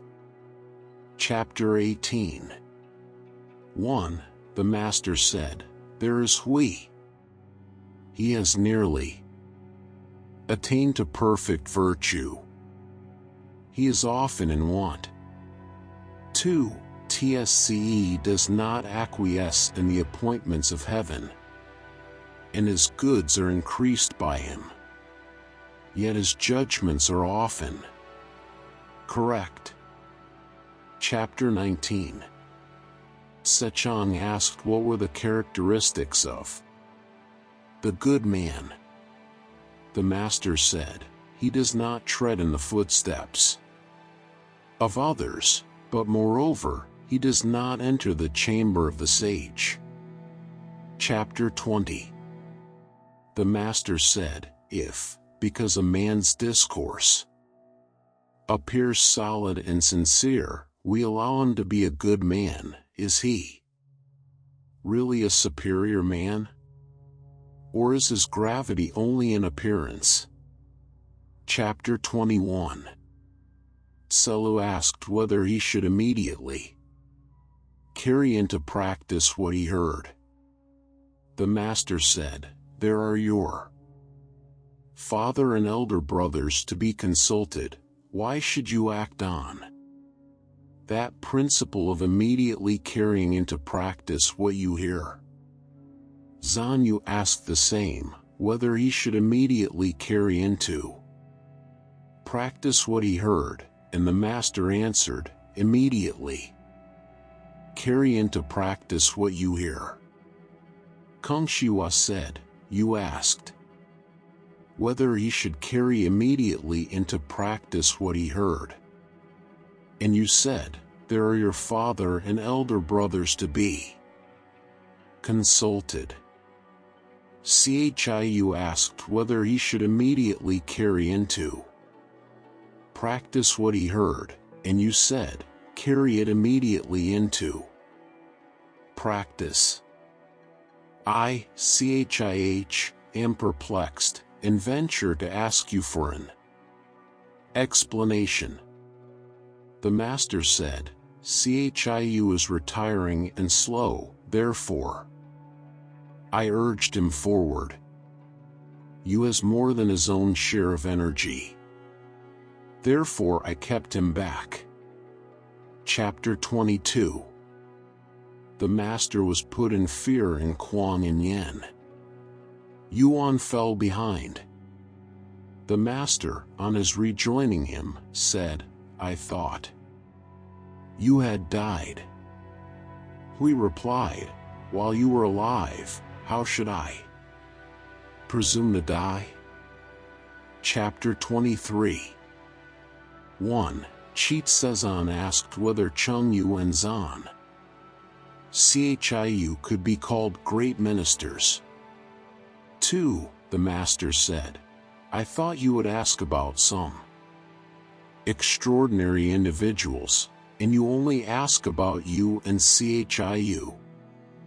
3. What is called a great minister is one who serves his prince according to what is right, and when he finds he cannot do so, retires. 4. Now, as to you and Chiu, they may be called ordinary ministers. 5. Sezon said, then they will always follow their chief. Will they? 6. The master said, in an act of parricide or regicide, they would not follow him. Chapter 24. 1. Selu got Sekao appointed governor of Pai. 2. The master said, you are injuring a man's son. 3. Selu said, there are common people and officers. There are the altars of the spirits of the land and grain. Why must one read books before he can be considered to have learned? 4. The master said, it is on this account that I hate your glib-tongued people. Chapter 25. 1. Selu, Sangshi, Zanyu, and Kung Shiwa were sitting by the master. 2. He said to them, though I am a day or so older than you, do not think of that. 3. From day to day you are saying, we are not known. If some ruler were to know you, what would you like to do? 4. Selu hastily and lightly replied, suppose the case of a state of 10,000 chariots, let it be straightened between other large states, let it be suffering from invading armies, and to this let there be added a famine in corn and in all vegetables. If I were entrusted with the government of it, in 3 years' time I could make the people to be bold, and to recognize the rules of righteous conduct. The master smiled at him. 5. Turning to Yenyu, he said, Chiu, what are your wishes? Chiu replied, suppose a state of 60 or 70 li square, or one of 50 or 60, and let me have the government of it. In 3 years' time, I could make plenty to abound among the people. As to teaching them the principles of propriety and music, I must wait for the rise of a superior man to do that. 6. What are your wishes, Chih? Said the master next to Kung Shiwa. Chih replied, I do not say that my ability extends to these things, but I should wish to learn them at the services of the ancestral temple, and at the audiences of the princes with the sovereign. I should like, dressed in the dark square-made robe and the black linen cap, to act as a small assistant. 7. Last of all, the master asked Sangshi, Teen, what are your wishes? Teen, pausing as he was playing on his lute, while it was yet twanging, laid the instrument aside, and rose. "My wishes," he said, "are different from the cherished purposes of these three gentlemen." "What harm is there in that?" said the master. "Do you also, as well as they, speak out your wishes?" Teen then said, "In this, the last month of spring, with the dress of the season all complete, along with 5 or 6 young men who have assumed the cap, and 6 or 7 boys, I would wash in the eye, enjoy the breeze among the rain altars, and return home singing." The master heaved a sigh and said, "I give my approval to Teen." 8. The 3 others having gone out, sang she remained behind, and said, "What do you think of the words of these 3 friends?" The master replied, "They simply told each one his wishes." 9. She pursued, "Master, why did you smile at you?" 10. He was answered, "The management of a state demands the rules of propriety." His words were not humble, therefore I smiled at him. 11. She again said, "But was it not a state which Chiu proposed for himself?" The reply was, "Yes. Did you ever see a territory of 60 or 70 li, or one of 50 or 60, which was not a state?" 12. Once more, she inquired, "And was it not a state which Chih proposed for himself?" The master again replied, "Yes. Who but princes have to do with ancestral temples, and with audiences but the sovereign? If Chih were to be a small assistant in these services, who could be a great one?" Book 12. Yin Yuan. Chapter 1. 1. Yin Yuan asked about perfect virtue. The master said, "To subdue one's self and return to propriety is perfect virtue. If a man can for one day subdue himself and return to propriety, all under heaven will ascribe perfect virtue to him." Is the practice of perfect virtue from a man himself, or is it from others? 2. Yin Yuan said, "I beg to ask the steps of that process." The master replied, "Look not at what is contrary to propriety, listen not to what is contrary to propriety, speak not what is contrary to propriety, make no movement which is contrary to propriety." Yin Yuan then said, "Though I am deficient in intelligence and vigor, I will make it my business to practice this lesson." Chapter 2. Chongkong asked about perfect virtue. The master said, "It is, when you go abroad, to behave to everyone as if you were receiving a great guest, to employ the people as if you were assisting at a great sacrifice, not to do to others as you would not wish done to yourself, to have no murmuring against you in the country, and none in the family." Chongkong said, "Though I am deficient in intelligence and vigor, I will make it my business to practice this lesson." Chapter 3. 1. Zimanyo asked about perfect virtue. 2. The master said, "The man of perfect virtue is cautious and slow in his speech." 3. Cautious and slow in his speech, said Neo, is this what is meant by perfect virtue? The master said, when a man feels the difficulty of doing, can he be other than cautious and slow in speaking?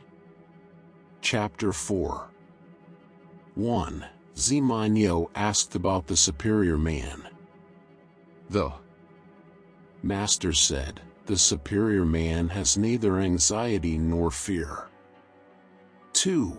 Being without anxiety or fear, said Nui, does this constitute what we call the superior man? 3. The master said, when internal examination discovers nothing wrong, what is there to be anxious about? What is there to fear? Chapter 5. 1.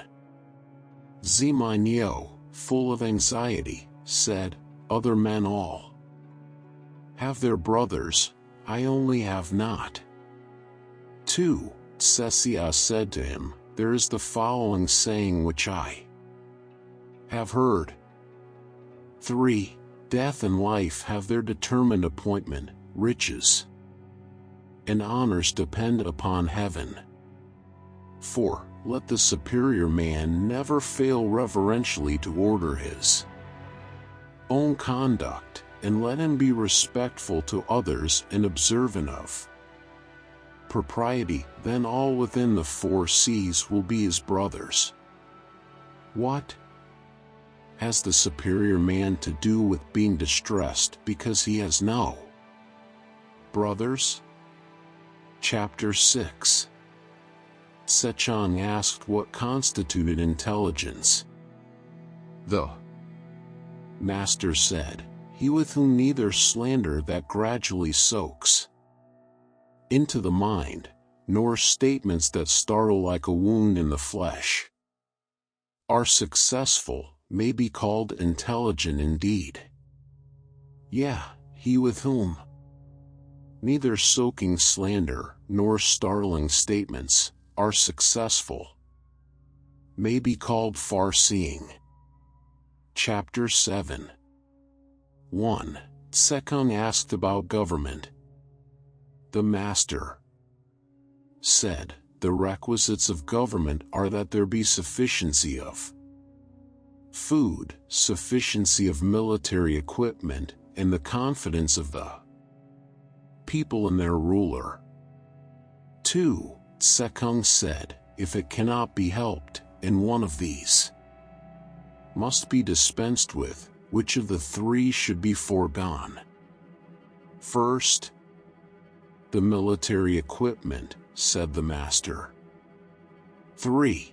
Sekung again asked, if it cannot be helped, and one of the remaining 2 must be dispensed with, which of them should be foregone?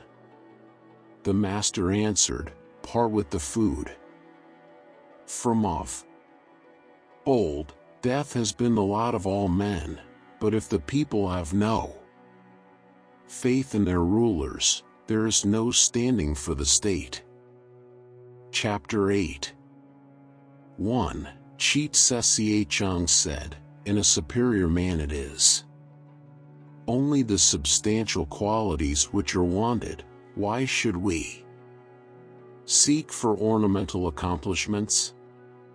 2. Sekung said, alas, your words, sir, show you to be a superior man, but 4 horses cannot overtake the tongue. 3. Ornament is as substance, substance is as ornament. The hide of a tiger or a leopard stripped of its hair is like the hide of a dog or a goat stripped of its hair. Chapter 9. 1. The Duke Ai inquired of Yuzo, saying, the year is one of scarcity, and the returns for expenditure are not sufficient. What is to be done? 2. Yuzo replied to him, why not simply tithe the people? 3. With 2/10, said the Duke, I find it not enough. How could I do with that system of 1/10? 4. Yuzo answered, if the people have plenty, their prince will not be left to want alone. If the people are in want, their prince cannot enjoy plenty alone. Chapter 10, 1. Sechong having asked how virtue was to be exalted, and delusions to be discovered, the master said, hold faithfulness and sincerity as first principles, and be moving continually to what is right. This is the way to exalt one's virtue. 2. You love a man and wish him to live, you hate him and wish him to die. Having wished him to live, you also wish him to die. This is a case of delusion. 3. It may not be on account of her being rich, yet you come to make a difference. Chapter 11. 1. The Duke Qing, of Qi, asked Confucius about government. 2. Confucius replied, there is government, when the prince is prince, and the minister is minister, when the father is father, and the son is son. 3. Good, said the Duke, if, indeed, the prince be not prince, the minister not minister, the father not father, and the son not son. Although I have my revenue, can I enjoy it? Chapter 12. 1. The master said, ah, it is you, who could with half a word settle litigations. 2. Selu never slept over a promise. Chapter 13. The master said, in hearing litigations, I am like any other body. What is necessary, however, is to cause the people to have no litigations. Chapter 14. Sechong asked about government. The master said, the art of governing is to keep its affairs before the mind without weariness, and to practice them with undeviating consistency. Chapter 15. The master said, by extensively studying all, learning, and keeping himself under the restraint of the rules of propriety, one may thus likewise not err from what is right. Chapter 16. The master said, the superior man seeks to perfect the admirable qualities of men, and does not seek to perfect their bad qualities. The mean man does the opposite of this. Chapter 17. Qi Kong asked Confucius about government. Confucius replied, to govern means to rectify. If you lead on the people with correctness, who will dare not to be correct? Chapter 18. Qi Kong, distressed about the number of thieves in the state, inquired of Confucius how to do away with them. Confucius said, if you, sir, were not covetous, although you should reward them to do it, they would not steal. Chapter 19. Qi Kong asked Confucius about government, saying, what do you say to killing the unprincipled for the good of the principled? Confucius replied, sir, in carrying on your government, why should you use killing at all? Let your evinced desires be for what is good, and the people will be good. The relation between superiors and inferiors, is like that between the wind and the grass. The grass must bend when the wind blows across it. Chapter 20. 1. Sechong asked, "What must the officer be, who may be said to be distinguished?" 2. The master said, "What is it you call being distinguished?" 3. Sechong replied, "It is to be heard of through the state, to be heard of throughout his clan." 4. The master said, "That is notoriety, not distinction." 5. Now the man of distinction is solid and straightforward, and loves righteousness. He examines people's words, and looks at their countenances. He is anxious to humble himself to others. Such a man will be distinguished in the country, he will be distinguished in his clan.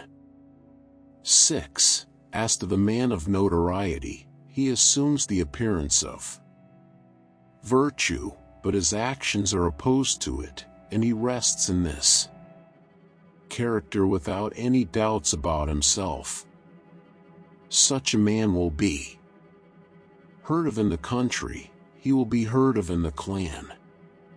Chapter 21.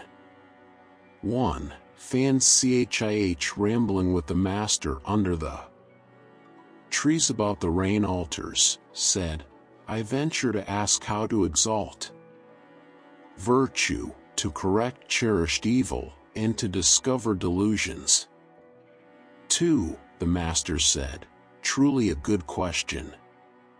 3. If doing what is to be done be made the first business, and success a secondary consideration, is not this the way to exalt virtue? To assail one's own wickedness and not assail that of others, is not this the way to correct cherished evil? 4a. Mourning's anger to disregard one's own life, and involve that of his parents, is not this a case of delusion? Chapter 22. 1. Fan Chih asked about benevolence. The master said, "It is to love all men." He asked about knowledge. The master said, "It is to know all men." 2. Fan Chih did not immediately understand these answers. 3. The master said, "Employ the upright and put aside all the crooked. In this way the crooked can be made to be upright." 4. Fan Chih retired, and, seeing Sesia, he said to him, "A little while ago, I had an interview with our master, and asked him about knowledge. He said, 'Employ the upright, and put aside all the crooked. In this way, the crooked will be made to be upright.'" What did he mean? 5. Sesia said, "Truly rich is his saying." 6. Shun, being in possession of the kingdom, selected from among all the people, and employed Cao Yao, on which all who were devoid of virtue disappeared. Tang, being in possession of the kingdom, selected from among all the people, and employed Ain, and all who were devoid of virtue disappeared. Chapter 23. Sekung asked about friendship. The master said, "Faithfully admonish your friend, and skillfully lead him on. If you find him impracticable, stop. Do not disgrace yourself." Chapter 24. The philosopher Sang said, "The superior man, on grounds of culture, meets with his friends, and by their Friendship helps his virtue. Book 13. TSCLU. Chapter 1. 1. Selu asked about government. The master said, "Go before the people with your example, and be laborious in their affairs." 2. He requested further instruction, and was answered, "Be not weary in these things." Chapter 2. 1. Chung Kung, being chief minister to the head of the chief family, asked about government. The master said, "Employ first the services of your various officers, pardon small faults, and raise to office men of virtue and talents."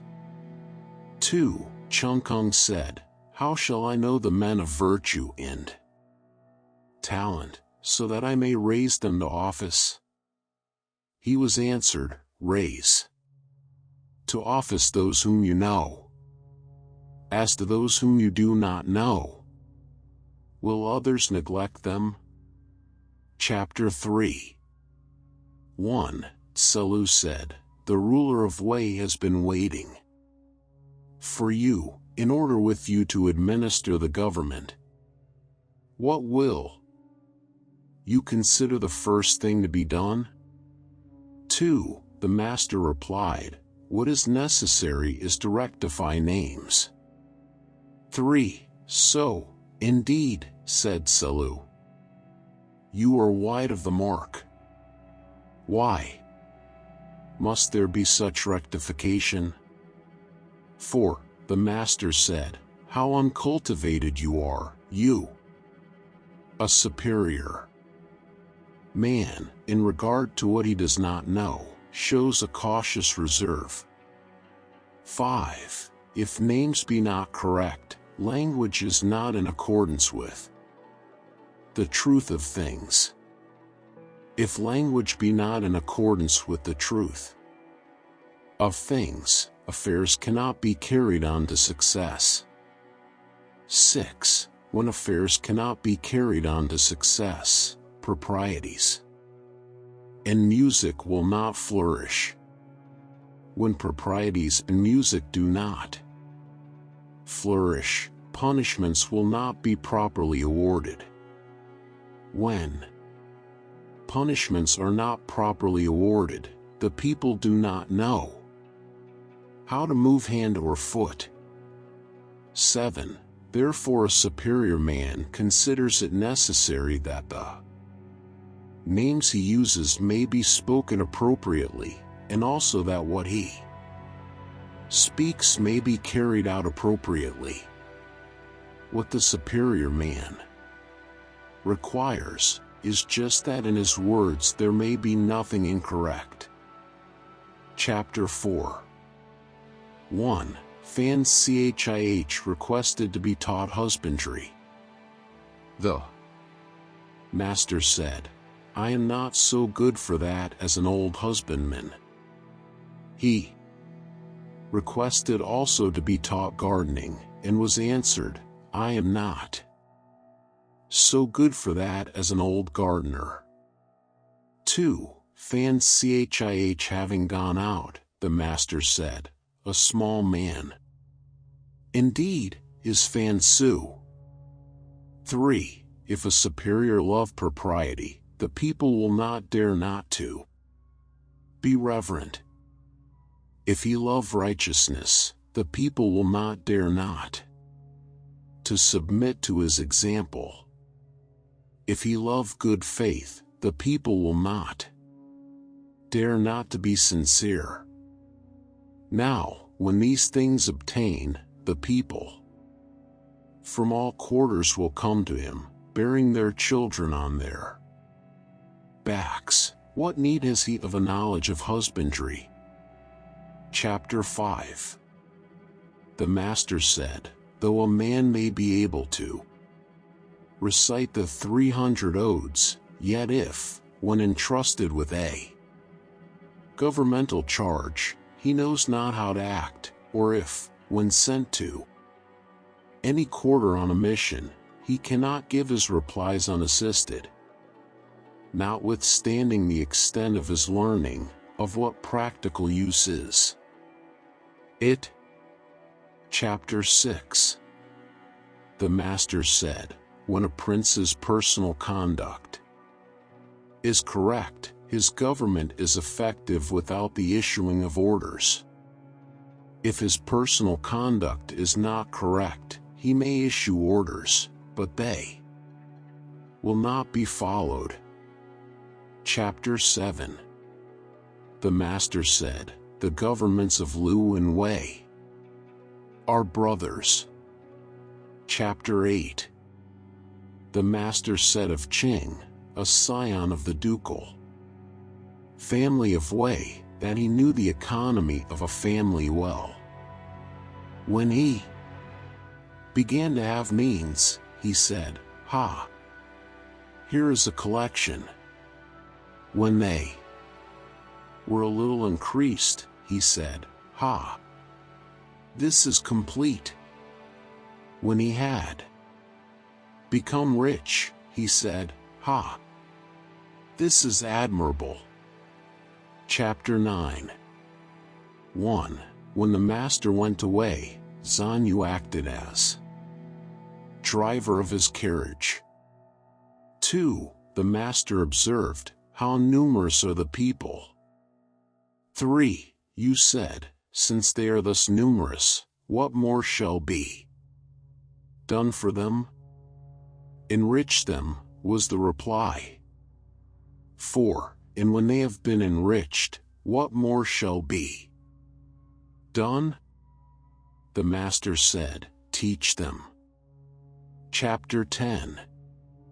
The Master said, if there were any of the princes who would employ me, in the course of 12 months, I should have done something considerable.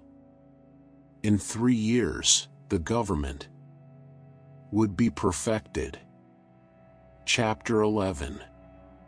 The Master said, if good men were to govern a country in succession for 100 years, they would be able to transform the violently bad, and dispense with capital punishments. True indeed is this saying. Chapter 12. The Master said, if a truly royal ruler were to arise, it would still require a generation, and then virtue would prevail. Chapter 13. The Master said, if a minister make his own conduct correct, what difficulty will he have in assisting in government? If he cannot rectify himself, what is he to do with rectifying others? Chapter 14. The disciples on returning from the court, the Master said to him, how are you so late? He replied, we had government business. The Master said, it must have been family affairs. If there had been government business, though I am not now in office, I should have been consulted about it. Chapter 15. 1. The Duke Ting asked whether there was a single sentence which could make a country prosperous. Confucius replied, such an effect cannot be expected from one sentence. 2. There is a saying, however, which people have to be a prince is difficult, to be a minister is not easy. 3. If a ruler knows this, the difficulty of being a prince, may there not be expected from this one sentence the prosperity of his country? 4. The Duke then said, is there a single sentence which can ruin a country? Confucius replied, such an effect as that cannot be expected from one sentence. There is, however, the saying which people have, I have no pleasure in being a prince, but only in that no one can offer any opposition to what I say. 5. If a ruler's words be good, is it not also good that no one oppose them? But if they are not good, and no one opposes them, may there not be expected from this one sentence the ruin of his country? Chapter 16. 1. The Duke of She asked about government. 2. The master said, good government obtains, when those who are near are made happy, and those who are far off are attracted. Chapter 17. Tsesia, being governor of Chufu, asked about government. The master said, do not be desirous to have things done quickly, do not look at small advantages. Desire to have things done quickly prevents their being done thoroughly. Looking at small advantages prevents great affairs from being accomplished. Chapter 18. 1. The Duke of She informed Confucius, saying, among us here there are those who may be styled upright in their conduct. If their father have stolen a sheep, they will bear witness to the fact. 2. Confucius said, among us, in our part of the country, those who are upright are different from this. The father conceals the misconduct of the son, and the son conceals the misconduct of the father. Uprightness is to be found in this. Chapter 19. Fan Chih asked about perfect virtue. The master said, it is, in retirement, to be sedately grave, in the management of business, to be reverently attentive, in intercourse with others, to be strictly sincere. Though a man go among rude, uncultivated tribes, these qualities may not be neglected. Chapter 20. 1. Sekung asked, saying, what qualities must a man possess to entitle him to be called an officer? The master said, he who in his conduct of himself maintains a sense of shame, and when sent to any quarter will not disgrace his prince's commission, deserves to be called an officer. 3. Sekung pursued, I venture to ask who may be placed in the next lower rank? And he was told, he whom the circle of his relatives pronounced to be filial, whom his fellow villagers and neighbors pronounced to be fraternal. 3. Again the disciple asked, I venture to ask about the class still next in order. The master said, they are determined to be sincere in what they say, and to carry out what they do. They are obstinate little men. Yet perhaps they may make the next class. 4. Sekung finally inquired, of what sort are those of the present day, who engage in government? The master said, Pooh! They are so many pecks and hampers, not worth being taken into account. Chapter 21. The master said, since I cannot get men pursuing the due medium, to whom I might communicate my instructions, I must find the ardent and the cautiously decided. The ardent will advance and lay hold of truth, the cautiously decided will keep themselves from what is wrong. Chapter 22. 1. The Master said, "The people of the South have a saying, a man without constancy cannot be either a wizard or a doctor. Good. 2. Inconstant in his virtue, he will be visited with disgrace." 3. The Master said, "This arises simply from not attending to the prognostication." Chapter 23. The Master said, "The superior man is affable, but not adulatory. The mean man is adulatory, but not affable." Chapter 24. Sekung asked, saying, "What do you say of a man who is loved by all the people of his neighborhood?" The Master replied, "We may not for that accord our approval of him." "And what do you say of him who is hated by all the people of his neighborhood?" The Master said, "We may not for that conclude that he is bad. It is better than either of these cases that the good in the neighborhood love him, and the bad hate him." Chapter 25. The Master said, "The superior man is easy to serve and difficult to please.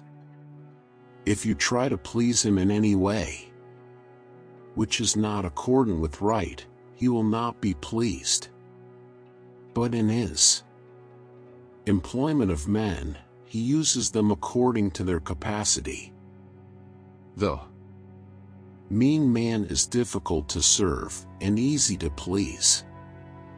If you try to please him, though it be in a way which is not accordant with right, he may be pleased. But in his employment of men, he wishes them to be equal to everything." Chapter 26. The Master said, "The superior man has a dignified ease without pride. The mean man has pride without a dignified ease." Chapter 27. The Master said, "The firm, the enduring, the simple, and the modest are near to virtue." Chapter 28. Selu asked, saying, "What qualities must a man possess to entitle him to be called a scholar?" The Master said, "He must be thus earnest, urgent, and bland among his friends, earnest and urgent among his brethren, bland." Chapter 29. The Master said, "Let a good man teach the people 7 years, and they may then likewise be employed in war." Chapter 30. The Master said, "To lead an uninstructed people to war is to throw them away." Book 14. Shin 1. Chapter 1. Shin asked what was shameful.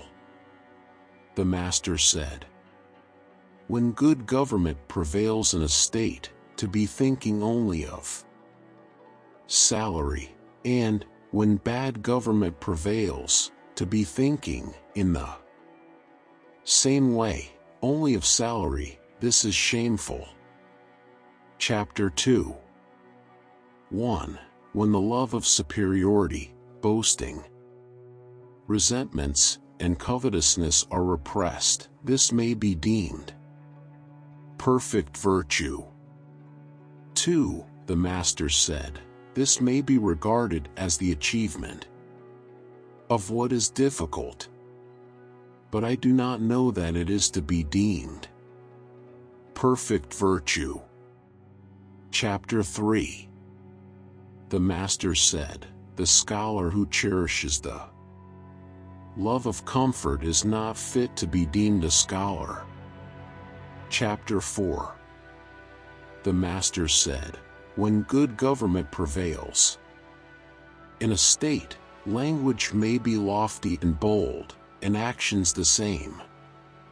When bad government prevails, the actions may be lofty and bold, but the language may be with some reserve.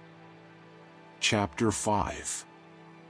The Master said, "The virtuous will be sure to speak correctly, but those whose speech is good may not always be virtuous.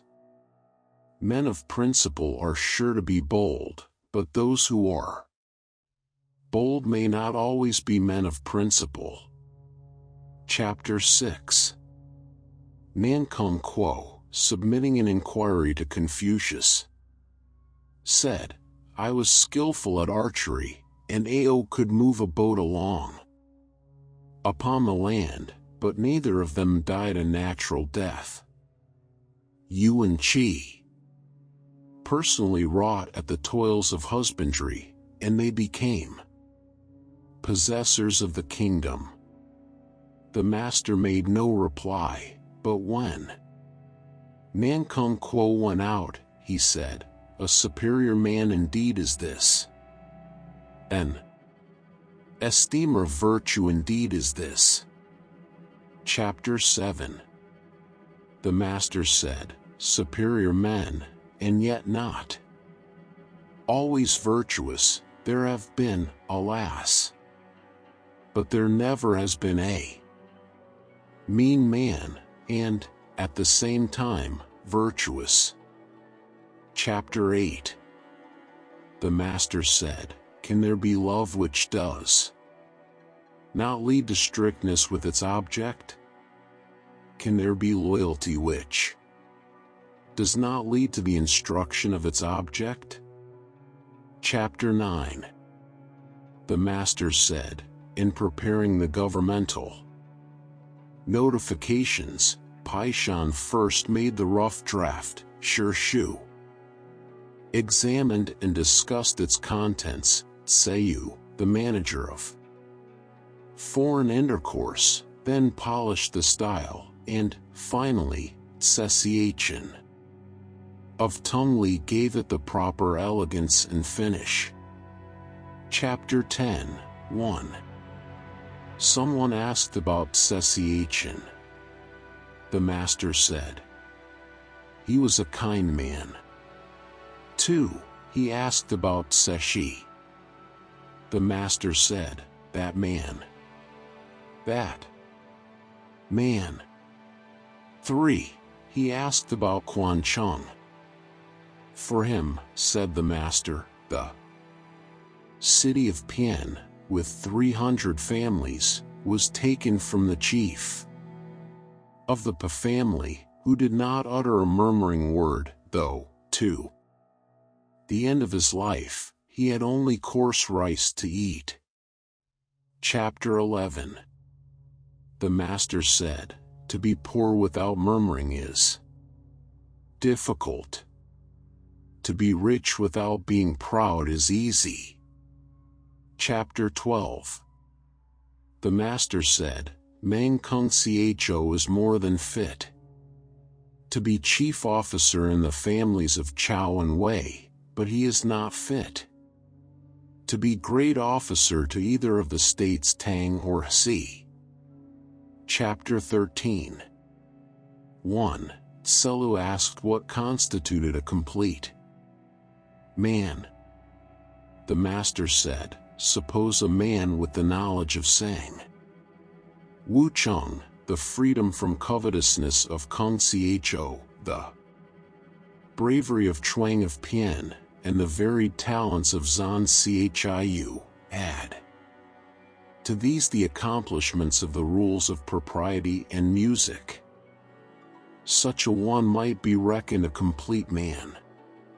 2. He then added, "But what is the necessity for a complete man of the present day to have all these things?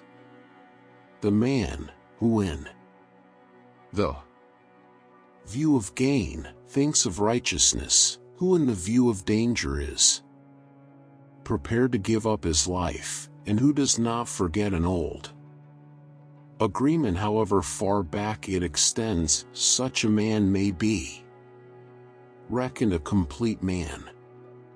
Chapter 14. 1. The master asked Kung Ming Chia about Kung Shuan, saying, "Is it true that your master speaks not, laughs not, and takes not?" 2. Kung Ming Chia replied, "This has arisen from the reporters. Going beyond the truth, my master speaks when it is the time to speak, and so men do not get tired of his speaking. He laughs when there is occasion to be joyful, and so men do not get tired of his laughing. He takes when it is consistent with righteousness to do so, and so men do not get tired of his taking."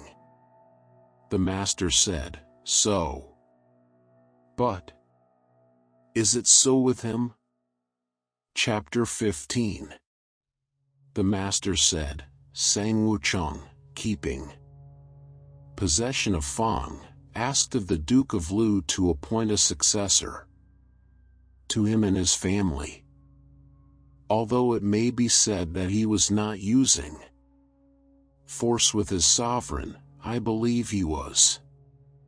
Chapter 16. The master said, "The Duke Wan of Tsin was crafty and not upright. The Duke Wan of Qi was upright and not crafty." Chapter 17. 1. Tselu said, "The Duke Wan caused his brother Chiu to be killed when Xiaohu died with his master, but Quan Chung did not die. May not I say that he was wanting in virtue?" 2. The master said, "The Duke Wan assembled all the princes together, and that not with weapons of war and chariots, it was all through the influence of Quan Chung, whose beneficence was like his." Whose beneficence was like his. Chapter 18. 1. Tsekung said, "Quan Chung, I apprehend, was wanting in virtue when the Duke Wan caused his brother Chiu to be killed. Quan Chung was not able to die with him.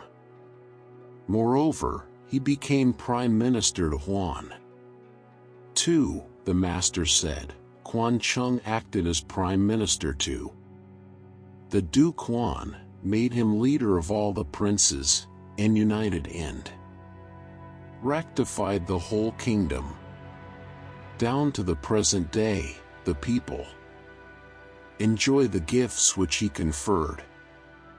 But for Quan Chung, we should now be wearing our hair unbound, and the lappets of our coats buttoning on the left side." 3. Will you require from him the small fidelity of common men and common women, who would commit suicide in a stream or ditch, no one knowing anything about them? Chapter 19. 1. The great officer, Shin, who had been family minister to Kung Shu Wan, ascended to the prince's court in company with Wan. 2. The master, having heard of it, said, he deserved to be considered Wan, the accomplished. Chapter 20. 1.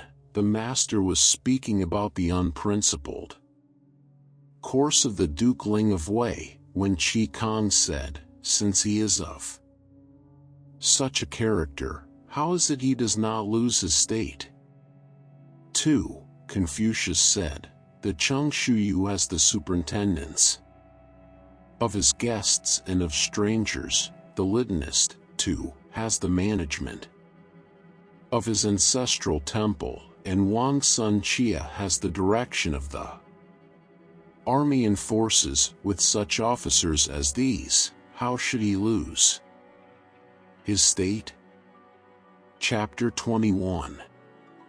The Master said, "He who speaks without modesty will find it difficult to make his words good." Chapter 22.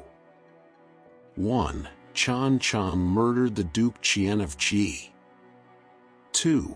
Confucius bathed, went to court, and informed the Duke Ai, saying, "Chan Hang has slain his sovereign.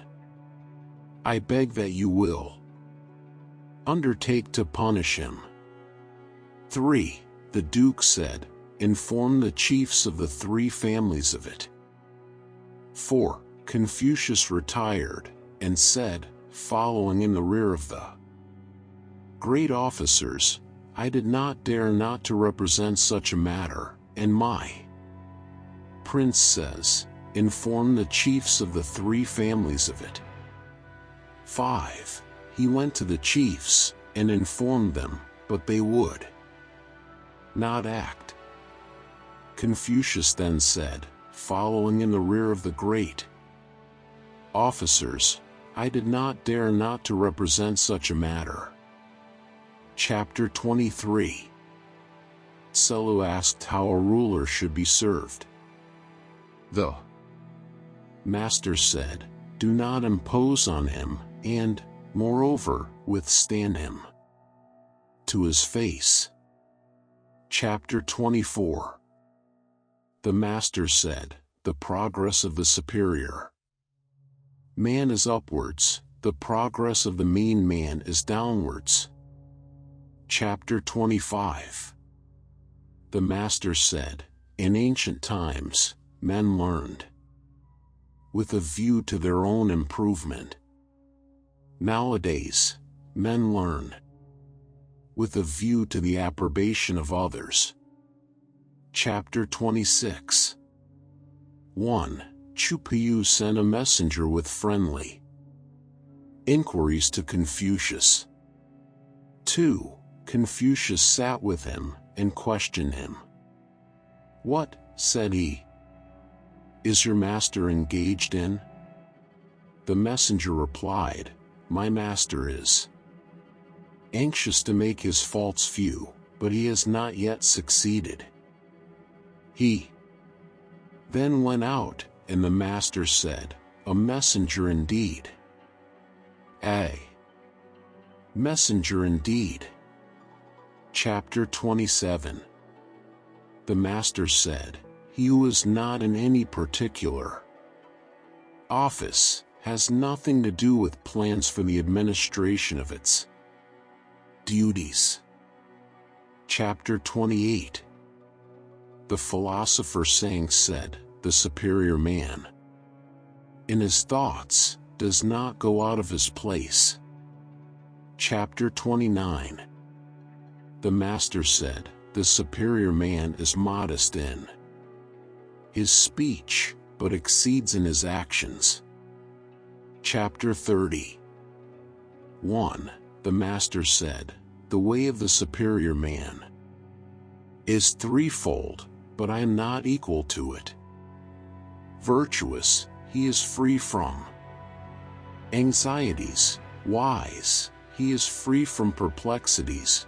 Bold, he is free from fear."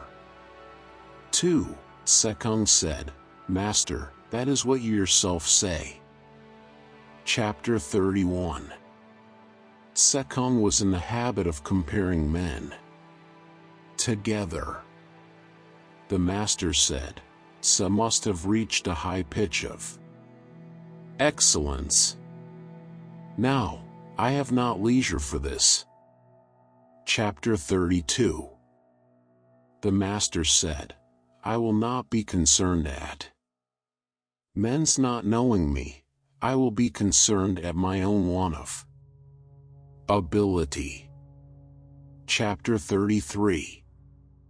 The Master said, "He who does not anticipate attempts to deceive him, nor think beforehand of his not being believed, and yet apprehends these things readily, when they occur, is he not a man of superior worth?"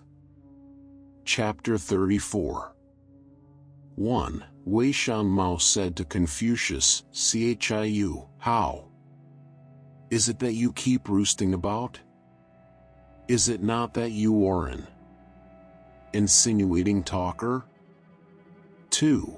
Confucius said, I do not dare to play the part of such a talker, but I hate obstinacy. Chapter 35. The master said, a horse is called a qi, not because of its strength, but because of its other good qualities. Chapter 36.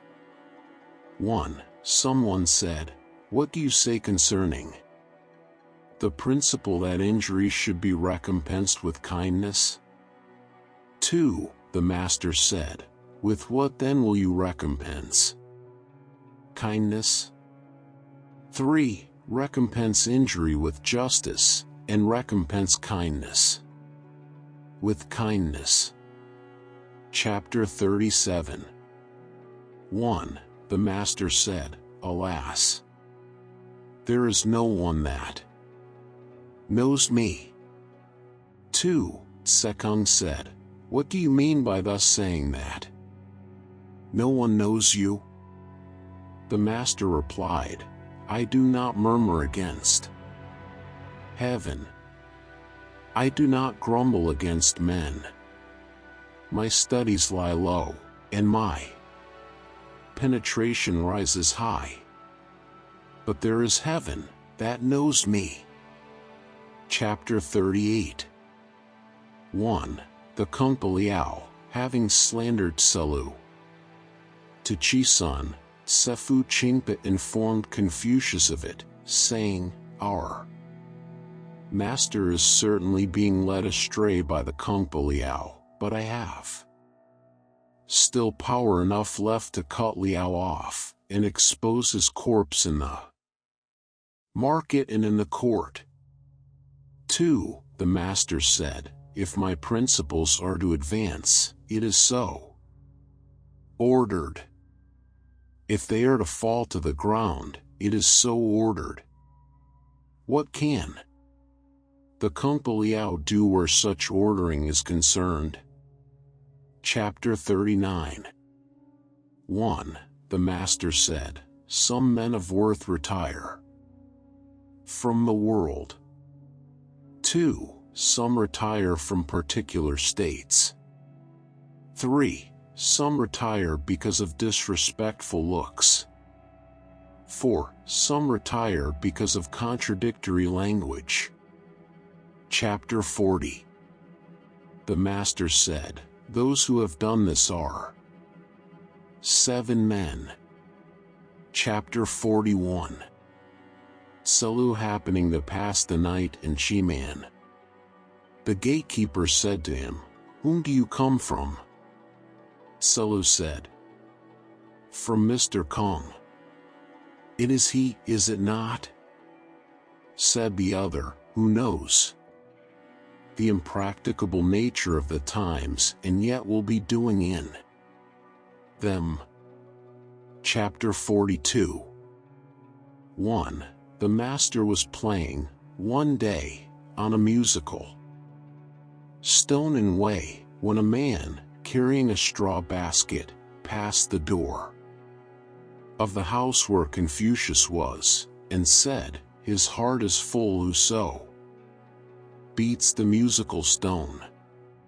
2. A little while after, he added, how contemptible is the one-idead obstinacy those sounds display, when one is taken no notice of, he is simply at once to give over his wish for public employment. Deep water must be crossed with the clothes on. Shallow water may be crossed with the clothes held up. 3. The master said, how determined is he in his purpose? But this is not difficult. Chapter 43. 1. Sechong said, what is meant when the Shu says that Cao Tsung, while observing the usual imperial mourning, was for 3 years without speaking? 2. The master said, why must Cao Tsung be referred to as an example of this? The ancients all did so. When the sovereign died, the officers all attended to their several duties, taking instructions from the Prime Minister for 3 years. Chapter 44. The Master said, when rulers love to observe the rules of propriety, the people respond readily to the calls on them for service. Chapter 45. Selu asked what constituted the superior man. The master said, the cultivation of himself in reverential carefulness. And is this all? Said Selu. He cultivates himself so as to give rest to others, was the reply. And is this all? Again asked Selu. The master said, he cultivates himself so as to give rest to all the people. He cultivates himself so as to give rest to all. The people, even Yao and Shun, were still solicitous about this. Chapter 46. Yuan Zhang was squatting on his heels, and so waited the approach of the master, who said to him, in youth, not humble as befits a junior, in manhood, doing nothing worthy of being handed down, and living on to old age, this is to be a pest. With this he hit him on the shank with his staff. Chapter 46. 1. The youth of the village of Chu was employed by Confucius to carry the messages between him and his visitors. Someone asked about him, saying, I suppose he has made great progress. 2. The master said, I observe that he is fond of occupying the seat of a full-grown man. I observe that he walks shoulder to shoulder with his elders. He is not one who is seeking to make progress in learning. He wishes quickly to become a man. Book 15. Wailing Kung. Chapter 1. 1. The Duke Ling of Wei asked Confucius about tactics. Confucius replied, I have heard all about sacrificial vessels, but I have not learned military matters. On this, he took his departure the next day. 2. When he was in Chan, their provisions were exhausted, and his followers became so ill that they were unable to rise. 3. Selu, with evident dissatisfaction, said, has the superior man likewise to endure in this way?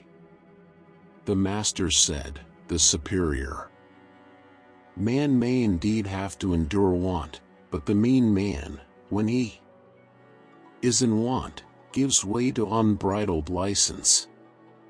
Chapter 2. 1. The master said, TSCE, you think, I suppose, that I am one who learns many things and keeps them in memory? 2. Sekung replied, yes, but perhaps it is not so? 3. No, was the answer, I seek a unity all-pervading. Chapter 3. The master said, you, those who know virtue are few. Chapter 4. The master said, may not Shun be instanced as having governed efficiently without exertion? What did he do?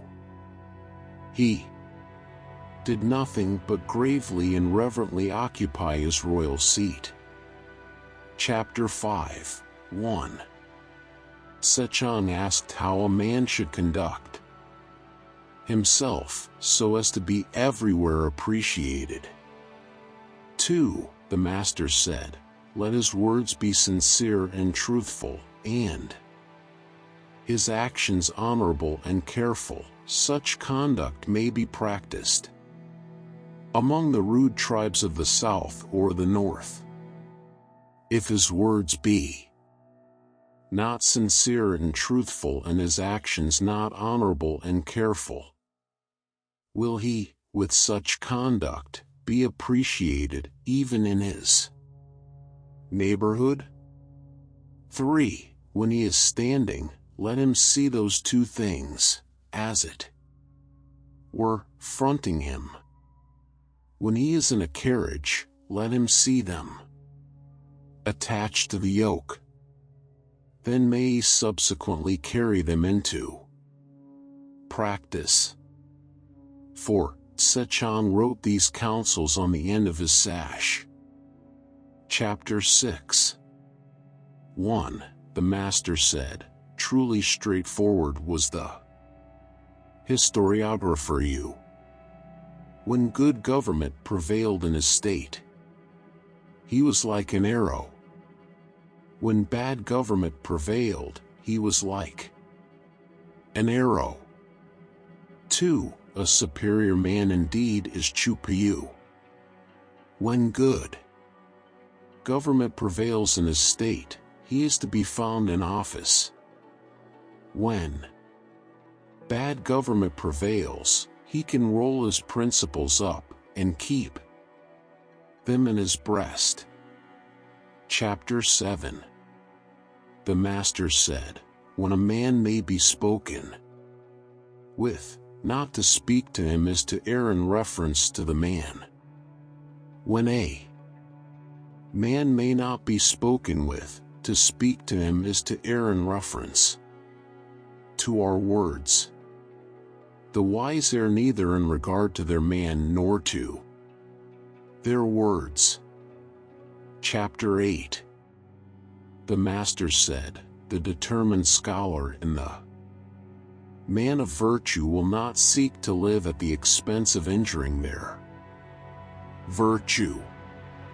They will even sacrifice their lives to preserve their virtue. Complete. Chapter 9. Sechong asked about the practice of virtue. The master said, the mechanic, who wishes to do his work well, must first sharpen his tools. When you are living in any state, take service with the most worthy among its great officers, and make friends of the most virtuous among its scholars. Chapter 10. 1. Yin Yuan asked how the government of a country should be administered. 2. The master said, follow the seasons of Xia. 3. Ride in the state carriage of Yin. 4. Wear the ceremonial cap of Chao. 5. Let the music be the Shao with its pantomimes. 6. Banish the songs of Chang, and keep far from specious talkers. The songs of Chang are licentious, specious talkers are dangerous. Chapter 11. The master said, if a man take no thought about what is distant, he will find sorrow near at hand. Chapter 12.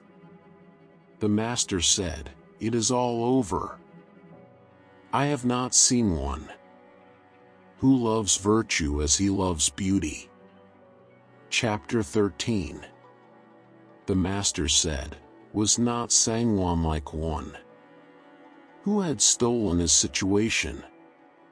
He knew the virtue and the talents of Hui of Lucia, and yet did not procure that he should stand with him in court. Chapter 14. The master said, he who requires much from himself and little from others, will keep himself from being the object of resentment. Chapter 15. The Master said, when a man is not in the habit of saying, "What shall I think of this? What shall I think of this?" I can indeed do nothing with him. Chapter 16. The Master said, when a number of people are together for a whole day, without their conversation turning on righteousness, and when they are fond of carrying out the suggestions of a small shrewdness, theirs is indeed a hard case. Chapter 17. The Master said, the superior man in everything considers righteousness to be essential. He performs it according to the rules of propriety. He brings it forth in humility. He completes it with sincerity. This is indeed a superior man. Chapter 18. The Master said, the superior man is distressed by his want of ability. He is not distressed by men's not knowing him. Chapter 19. The Master said, the superior man dislikes the thought of his name not being mentioned after his death. Chapter 20. The Master said, what the superior man seeks is in himself. What the mean man seeks is in others. Chapter 21. The Master said, the superior man is dignified, but does not wrangle. He is sociable, but not a partisan. Chapter 22. The Master said, the superior man does not promote a man simply on account of his words, nor does he put aside good words because of the man. Chapter 23. Sekung asked, saying, is there one word which may serve as a rule of practice for all one's life? The Master said, is not reciprocity such a word? What you do not want done to yourself, do not do to others. Chapter 24. 1. The Master said, in my dealings with men, whose evil do I blame, whose goodness do I praise, beyond what is proper? If I do sometimes exceed in praise, there must be ground for it in my examination of the individual. 2. This people supplied the ground why the 3 dynasties pursued the path of straightforwardness. Chapter 25. The Master said, even in my early days, a historiographer would leave a blank in his text, and he who had a horse would lend him to another to ride. Now, alas, there are no such things. Chapter 26.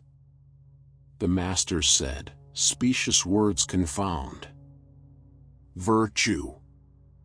One of forbearance in small matters confounds great plans. Chapter 27. The Master said, when the multitude hate a man, it is necessary to examine into the case. When the multitude like a man, it is necessary to examine into the case. Chapter 28.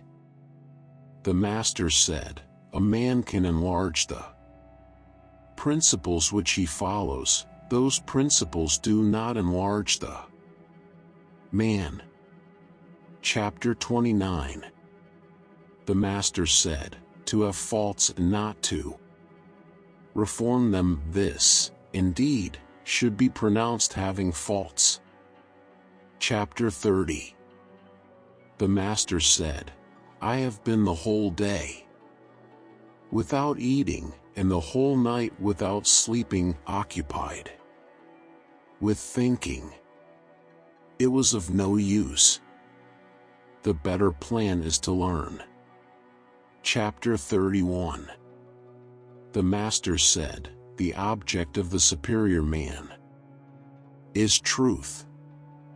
Food is not his object. There is plowing, even in that. There is sometimes want. So with learning, emolument may be found in it. The superior man is anxious lest he should not get truth. He is not anxious lest poverty should come upon him. Chapter 32. 1.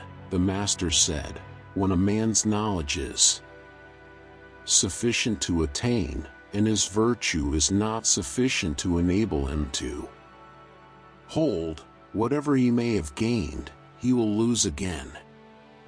2. When his knowledge is sufficient to attain, and he has virtue enough to hold fast, if he cannot govern with dignity, the people will not respect him. 3. When his knowledge is sufficient to attain, and he has virtue enough to hold fast, when he governs also with dignity, yet if he try to move the people contrary to the rules of propriety, full excellence is not reached. Chapter 33. The Master said, the superior man cannot be known in little matters, but he may be entrusted with great concerns. The small man may not be entrusted with great concerns, but he may be known in little matters. Chapter 34. The Master said, virtue is more to man than either water or fire. I have seen men die from treading on water and fire, but I have never seen a man die from treading the course of virtue. Chapter 35. The Master said, let every man consider virtue as what devolves on himself. He may not yield the performance of it even to his teacher. Chapter 36. The Master said, the superior man is correctly firm, and not firm merely. Chapter 37. The Master said, a minister, in serving his prince, reverently discharges his duties, and makes his emolument a secondary consideration. Chapter 38. The Master said, in teaching there should be no distinction of classes. Chapter 39. The Master said, those whose courses are different cannot lay plans for one another. Chapter 40. The Master said, in language it is simply required that it convey the meaning. Chapter 41. 1. The music master, mean, having called upon him, when they came to the steps, the Master said, here are the steps. When they came to the mat for the guests to sit upon, he said, here is the mat. When all were seated, the Master informed him, saying, so and so is here, so and so is here. 2. The music master, mean, having gone out, Sechan asked, saying, is it the rule to tell those things to the music master? 3. The Master said, yes. This is certainly the rule for those who lead the blind. Book 16. Kushi. Chapter 1. 1. The head of the Qi family was going to attack Chuan Yu. 2. Zhan Yu and Qilu had an interview with Confucius, and said, "Our chief, Qi, is going to commence operations against Chuan Yu." 3. Confucius said, "Chiu, is it not you who are in fault here?" 4. Now, in regard to Chuan Yu, long ago, a former king appointed its ruler to preside over the sacrifices to the eastern Mang. Moreover, it is in the midst of the territory of our state, and its ruler is a minister in direct connection with the sovereign. What has your chief to do with attacking it? 5. Zhan Yu said, "Our master wishes the thing, neither of us two ministers wishes it." 6. Confucius said, "Chiu, there are the words of Chao Zhan. When he can put forth his ability, he takes his place in the ranks of office. When he finds himself unable to do so, he retires from it. How can he be used as a guide to a blind man, who does not support him when tottering, nor raise him up when fallen?" 7. And further, you speak wrongly. When a tiger or rhinoceros escapes from his cage, when a tortoise or piece of jade is injured in its repository, whose is the fault?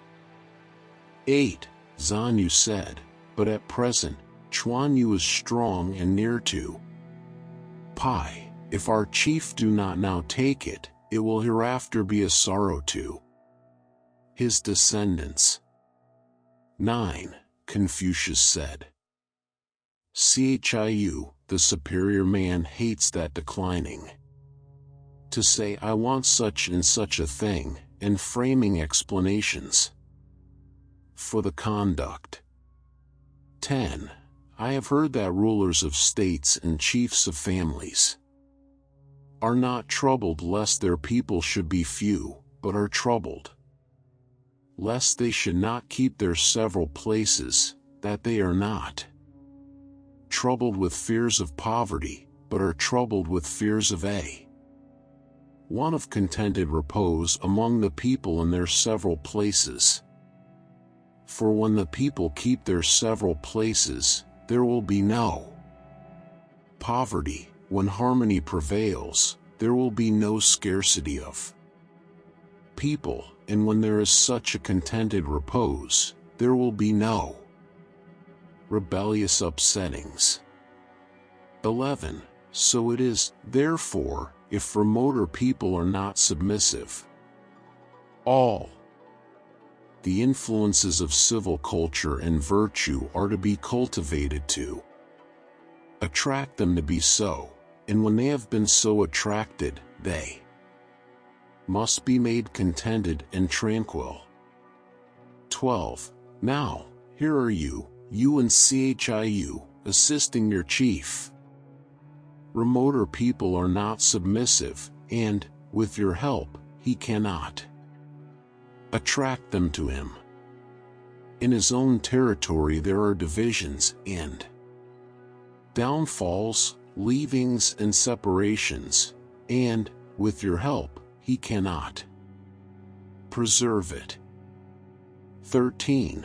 And yet he is planning these hostile movements within the state. I am afraid that the sorrow of the Qi family will not be on account of Chuan Yu, but will be found within the screen of their own court. Chapter 2. 1. Confucius said, when good government prevails in the empire, ceremonies, music, and punitive military expeditions proceed from the Son of Heaven. When bad government prevails in the empire, ceremonies, music, and punitive military expeditions proceed from the princes. When these things proceed from the princes, as a rule, the cases will be few in which they do not lose their power in 10 generations. When they proceed from the great officers of the princes, as a rule, the cases will be few in which they do not lose their power in 5 generations.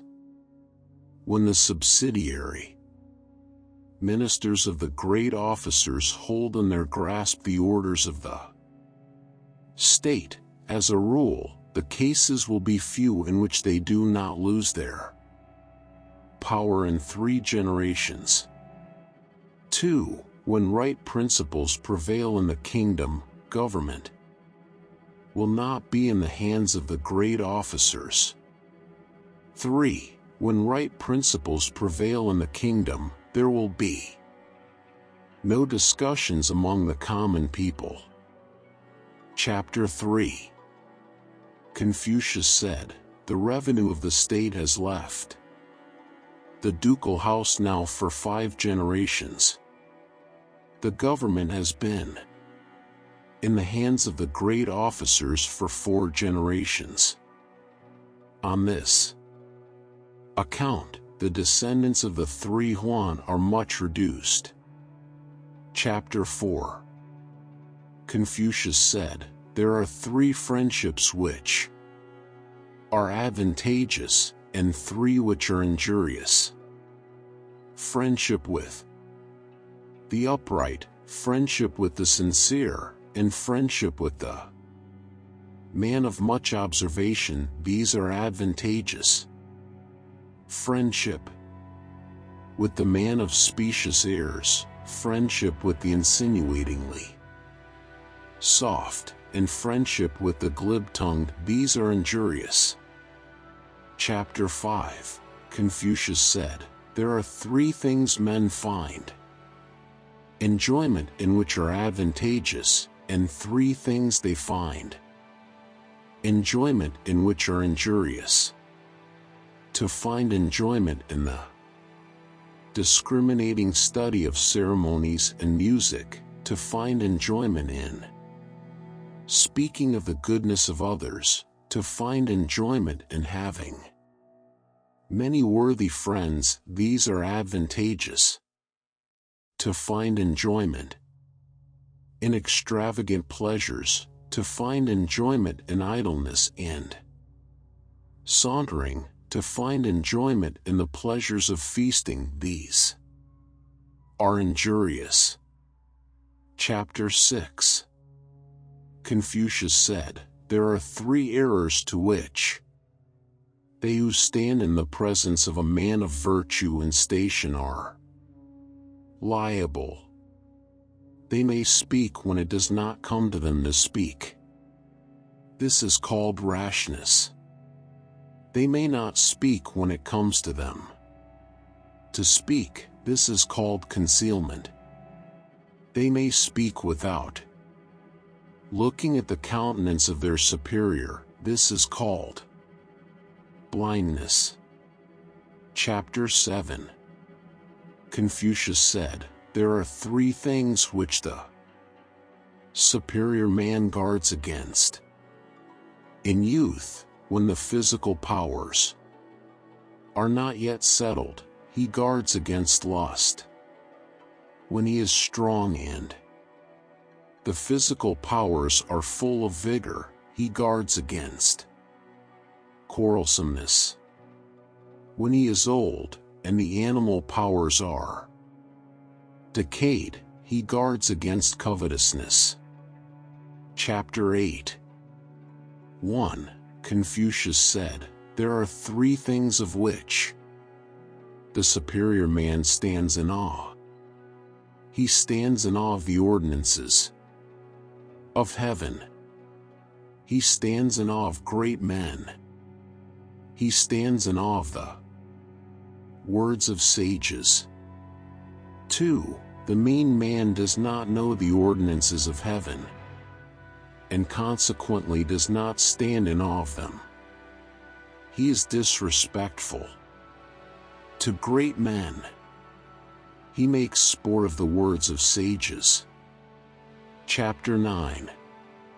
Confucius said, "Those who are born with the possession of knowledge are the highest class of men. Those who learn, and so readily get possession of knowledge, are the next. Those who are dull and stupid, and yet compass the learning, are another class next to these. As to those who are dull and stupid and yet do not learn, they are the lowest of the people." Chapter 10. Confucius said, "The superior man has 9 things which are subjects with him of thoughtful consideration. In regard to the use of his eyes, he is anxious to see clearly. In regard to the use of his ears, he is anxious to hear distinctly. In regard to his countenance, he is anxious that it should be benign.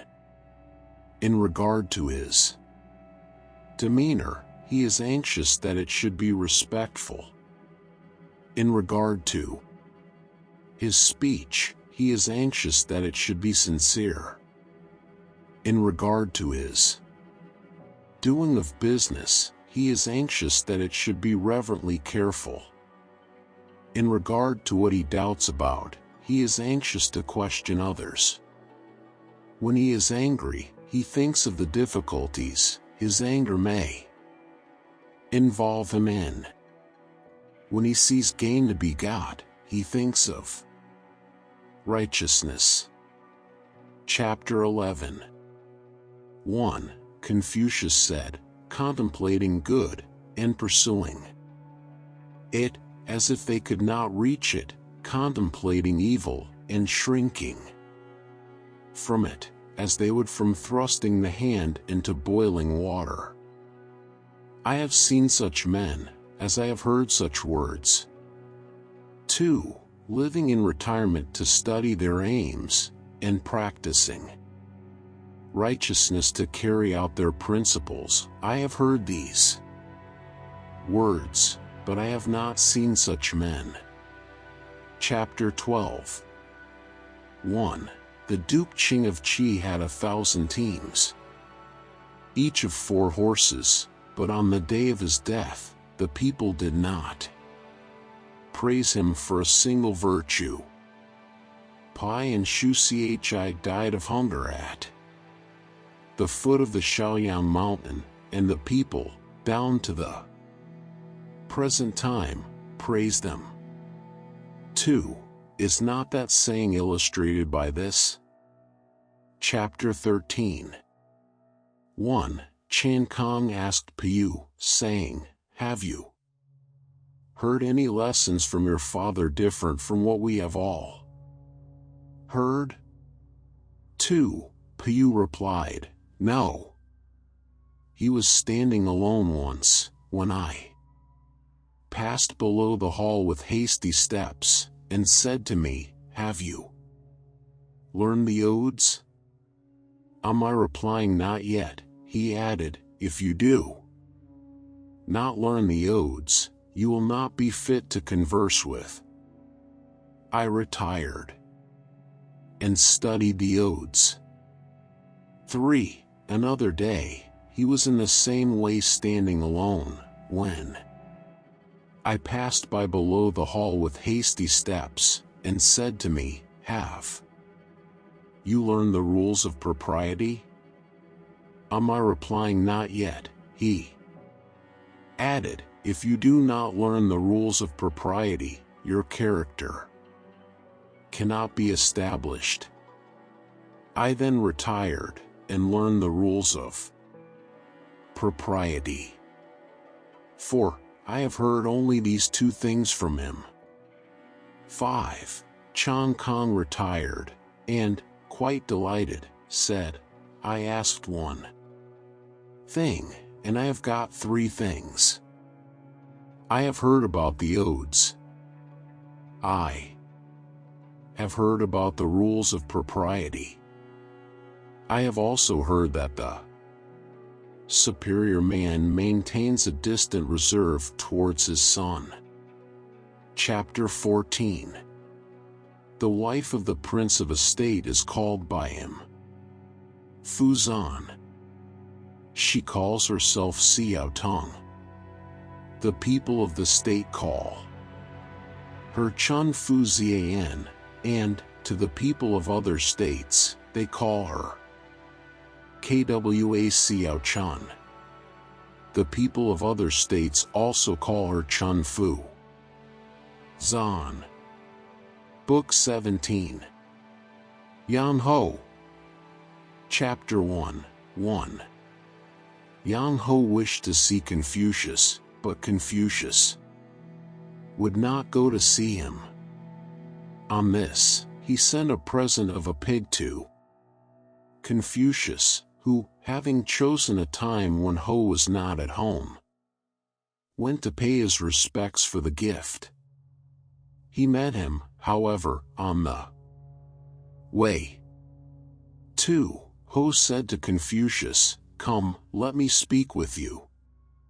He then asked, "Can he be called benevolent who keeps his jewel in his bosom, and leaves his country to confusion?" Confucius replied, "No." "Can he be called wise, who is anxious to be engaged in public employment, and yet is constantly losing the opportunity of being so?"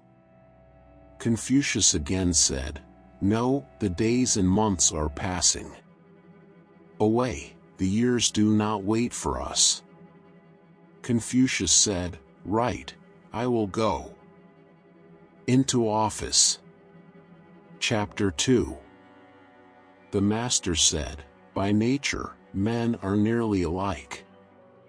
By practice, they get to be wide apart." Chapter 3. The master said, "There are only the wise of the highest class, and the stupid of the lowest class, who cannot be changed." Chapter 4. 1. The master, having come to Wu Xiechan, heard there the sound of stringed instruments and singing. 2. Well pleased and smiling, he said, "Why use an ox knife to kill a fowl?" 3. Seiyu replied, "Formerly, master, I heard you say, when the man of high station is well instructed, he loves men. When the man of low station is well instructed, he is easily ruled." 4. The master said, "My disciples, Yen's words are right." "What I said was only in sport." Chapter 5. Kongshan Fu Zhao, when he was holding pie, and in an attitude of rebellion, invited the master to visit him, who was rather inclined to go. 2. Selu was displeased, and said, "Indeed, you cannot go. Why must you think of going to see Kongshan?" 3. The master said, "Can it be without some reason that he has invited me? If anyone employ me, may I not make an Eastern chow?" Chapter 6. Sechang asked Confucius about perfect virtue. Confucius said, "To be able to practice 5 things everywhere under heaven constitutes perfect virtue." He begged to ask what they were, and was told, gravity, generosity of soul, sincerity, earnestness, and kindness. If you are grave, you will not be treated with disrespect. If you are generous, you will win all. If you are sincere, people will repose trust in you. If you are earnest, you will accomplish much. If you are kind, This will enable you to employ the services of others. Chapter 7. 1. Pai Shi inviting him to visit him, the master was inclined to go. 2. Tzu said, Master, formerly I have heard you say, when a man in his own person is guilty of doing evil, a superior man will not associate with him. Pai Shi is in rebellion, holding possession of Chun Mao. If you go to him, what shall be said? 3. The master said, Yes, I did use these words. But is it not said that, if a thing be really hard, it may be ground without being made thin? Is it not said that, if a thing be really white, it may be steeped in a dark fluid without being made black? 4. Am I a bitter gourd? How can I be hung up out of the way of being eaten? Chapter 8. 1. The master said, Have you heard the 6 words to which are attached 6 becloudings? You replied, I have not. 2. Sit down, and I will tell them to you. 3. There is the love of being benevolent without the love of learning. The beclouding here leads to a foolish simplicity. There is the love of knowing without the love of learning. The beclouding here leads to dissipation of mind. There is the love of being sincere without the love of learning. The beclouding here leads to an injurious disregard of consequences. There is the love of straightforwardness without the love of learning. The beclouding here leads to rudeness. There is the love of boldness without the love of learning. The beclouding here leads to insubordination. There is the love of firmness without the love of learning. The beclouding here leads to extravagant conduct. Chapter 9. 1. The master said, My children, why do you not study the book of poetry? 2. The odes serve to stimulate the mind. 3. They may be used for purposes of self-contemplation. 4. They teach the art of sociability. 5. They show how to regulate feelings of resentment. 6. From them you learn the more immediate duty of serving one's father, and the remoter one of serving one's prince. 7. From them we become largely acquainted with the names of birds, beasts, and plants. Chapter 10. The master said to Piyu, Do you give yourself to the Chaonan and the Shaonan? The man who has not studied the Chaonan and the Shaonan is like one who stands with his face right against a wall. Is he not so? Chapter 11. The master said, It is according to the rules of propriety. They say, It is according to the rules of propriety. They say, Are gems and silk all that is meant by propriety? It is. Music, they say, It is music, they say. Are bells and drums all that is meant by music? Chapter 12. The master said, He who puts on an appearance of stern firmness, while inwardly he is weak, is like one of the small, mean people. Is he not like the thief who breaks through, or climbs over, a wall? Chapter 13. The master said, You're good, careful people of the villages are the thieves of virtue. Chapter 14.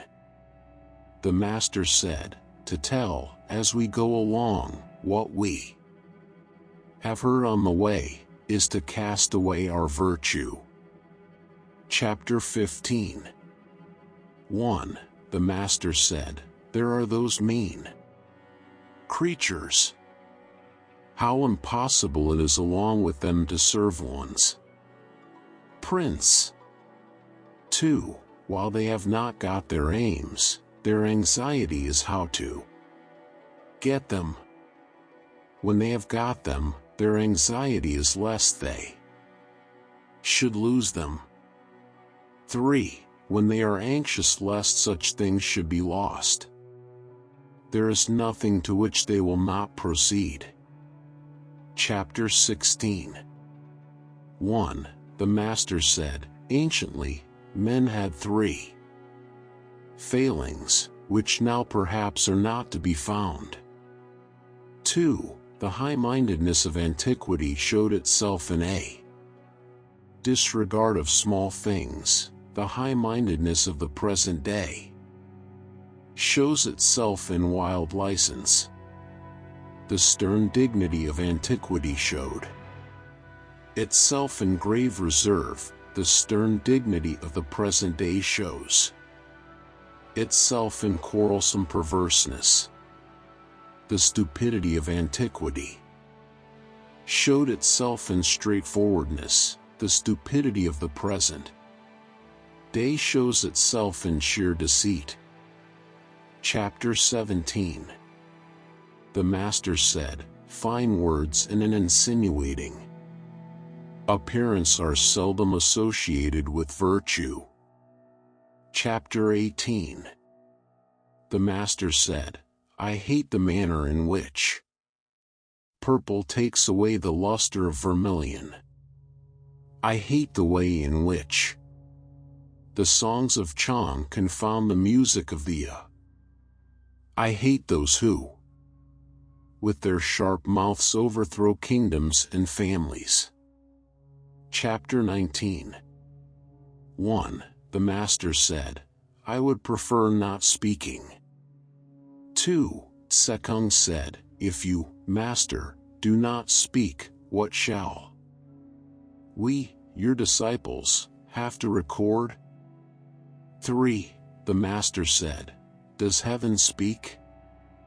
The 4 seasons pursue their courses, and all things are continually being produced. But does heaven say anything? Chapter 20. Zhu Pei wished to see Confucius, but Confucius declined, on the ground of being sick, to see him. When the bearer of this message went out at the door, the Master took his lute and sang to it, in order that Pei might hear him. Chapter 21. 1. Siwa asked about the 3 years' mourning for parents, saying that 1 year was long enough. 2. If the superior man, said he, abstains for 3 years from the observances of propriety, those observances will be quite lost. If for 3 years he abstains from music, music will be ruined. 3. Within a year the old grain is exhausted, and the new grain has sprung up, and, in procuring fire by friction, we go through all the changes of wood for that purpose. After a complete year, the mourning may stop. 4. The Master said, if you were, after a year, to eat good rice and wear embroidered clothes, would you feel at ease? I should, replied Wa. 5. The Master said, if you can feel at ease, do it. But a superior man, during the whole period of mourning, does not enjoy pleasant food which he may eat, nor derive pleasure from music, which he may hear. He also does not feel at ease, if he is comfortably lodged. Therefore he does not do what you propose. But now you feel at ease and may do it. 6. Sila then went out, and the master said, "This shows you's want of virtue. It is not till a child is 3 years old that it is allowed to leave the arms of its parents. And the 3 years mourning is universally observed throughout the empire. Did you enjoy the 3 years' love of his parents?" Chapter 22. The master said, "Hard is it to deal with him, who will stuff himself with food the whole day, without applying his mind to anything good. Are there not gamesters and chess players? To be one of these would still be better than doing nothing at all." Chapter 23. Selu said, "Does the superior man esteem valor?" The master said, "The superior man holds righteousness to be of highest importance. A man in a superior situation, having valor without righteousness, will be guilty of insubordination. One of the lower people having valor without righteousness will commit robbery." Chapter 24. 1. Sekung said, "Has the superior man his hatreds also?" The master said, "He has his hatreds. He hates those who proclaim the evil of others. He hates the man who, being in a low station, slanders his superiors. He hates those who have valor merely, and are unobservant of propriety. He hates those who are forward and determined, and, at the same time, of contracted understanding." 2. The master then inquired, "Tsce, have you also your hatreds?" Sekung replied, "I hate those who pry out matters, and ascribe the knowledge to their wisdom. I hate those who are only not modest, and think that they are valorous. I hate those who make known secrets, and think that they are straightforward." Chapter 25. The master said, "Of all people, girls and servants are the most difficult to behave to. If you are familiar with them, they lose their humility. If you maintain a reserve towards them, they are discontented."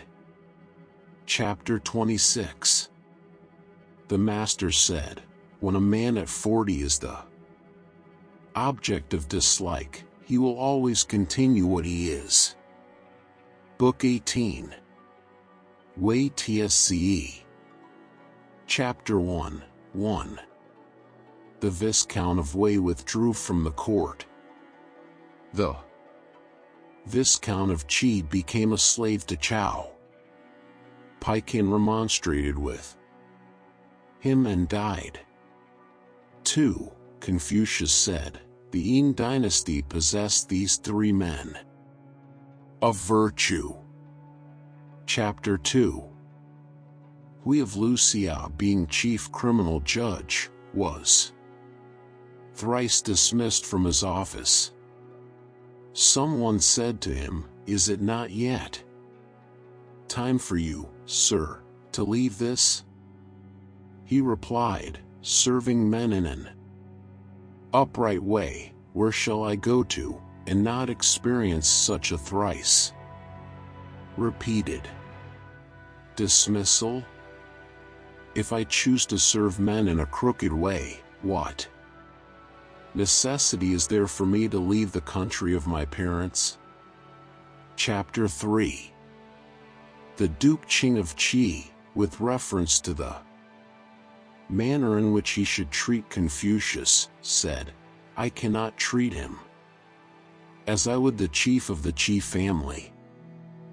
I will treat him in a manner between that accorded to the chief of the Qi, and that given to the chief of the Mang family. He also said, I am old, I cannot use his doctrines. Confucius took his departure. Chapter 4. The people of Qi sent to Lu a present of female musicians, which Qi Huan received, and for 3 days no court was held. Confucius took his departure. Chapter 5. 1. The madman of Chiu passed by Confucius, singing and saying, O Fan! O Fan! How is your virtue degenerated? As to the past, reproof is useless, but the future may still be provided against. Give up your vain pursuit. Give up your vain pursuit. Peril awaits those who now engage in affairs of government. 2. Confucius alighted and wished to converse with him, but Chiu hastened away, so that he could not talk with him. Chapter 6. 1. Chung Tzu and Qianai were at work in the field together, when Confucius passed by them, and sent Tzu to inquire for the ford. 2. Chung Tzu said, Who is he that holds the reins in the carriage there? Tzu told him, It is Kung Chiu. Is it not Kung Chiu of Lu? Asked he. Yes, was the reply, to which the other rejoined, He knows the ford. 3. Tzu then inquired of Qianai, who said to him, Who are you, sir? He answered, I am Cheng Yu. Are you not the disciple of Kung Chiu of Lu? Asked the other. I am, replied he. And then Qianai said to him, Disorder, like a swelling flood, spreads over the whole empire, and who is he that will change its state for you? Then follow one who merely withdraws from this one, and that one, had you not better follow those who have withdrawn from the world altogether? With this he fell to covering up the seed, and proceeded with his work, without stopping. 4. Tzu went and reported their remarks, when the master observed with a sigh, It is impossible to associate with birds and beasts, as if they were the same with us. If I associate not with these people, with mankind, with whom shall I associate? If right principles prevailed through the empire, there would be no use for me to change its state. Chapter 7. 1. Tzu, following the master, happened to fall behind, when he met an old man, carrying across his shoulder on a staff a basket for weeds. Tzu said to him, Have you seen my master, sir? The old man replied, Your forelimbs are unaccustomed to toil, you cannot distinguish the 5 kinds of grain. Who is your master? With this, he planted his staff in the ground, and proceeded to weed. 2. Selu joined his hands across his breast and stood before him. 3. The old man kept Selu to pass the night in his house, killed a fowl, prepared millet, and feasted him. He also introduced to him his 2 sons. 4. Next day, Selu went on his way and reported his adventure. The master said, "He is a recluse," and sent Selu back to see him again, but when he got to the place, the old man was gone. 5. Selu then said to the family, "Not to take office is not righteous. If the relations between old and young may not be neglected, how is it that he sets aside the duties that should be observed between sovereign and minister?" Wishing to maintain his personal purity, he allows that great relation to come to confusion. A superior man takes office and performs the righteous duties belonging to it. As to the failure of right principles to make progress, he is aware of that.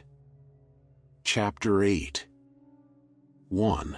The men who have retired to privacy from the world have been Pai, Shu Chi, Yu Chung, i.e., Chu Chan, Hui of Lu Xia, and Shaolin.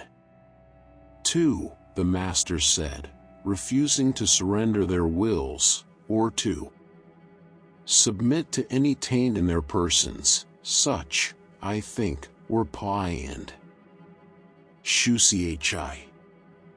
3. It may be said of Hui of Lu Xia, and of Shaolin, that they surrendered their wills, and submitted to taint in their persons. But their words corresponded with reason, and their actions were such as men are anxious to see. This is all that is to be remarked in them. 4. It may be said of Yu Chung and I, that, while they hid themselves in their seclusion, they gave a license to their words. But, in their persons, they succeeded in preserving their purity. And, in their retirement, they acted according to the exigency of the times. 5. I am different from all these. I have no course for which I am predetermined, and no course against which I am predetermined. Chapter 9. 1. The Grand Music Master, Qi, went to Qi. 2. Ken, the master of the band at the second meal, went to Chu. Liao, the band master at the third meal, went to Tsai. Chu, the band master at the fourth meal, went to Chen. 3. Fang Shu, the drum master, withdrew to the north of the river. 4. Wu, the master of the hand drum, withdrew to the Han. 5. Yang, the assistant music master, and Xiang, master of the musical stone, withdrew to an island in the sea. Chapter 10. The Duke of Chao addressed his son, the Duke of Lu, saying, "The virtuous prince does not neglect his relations. He does not cause the great ministers to repine at his not employing them. Without some great cause, he does not dismiss from their offices the members of old families. He does not seek in one man talents for every employment." Chapter 11.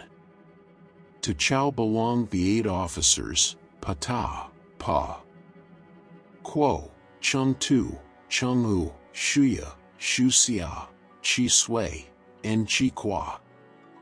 Book 19. Tsc Chang. Chapter 1.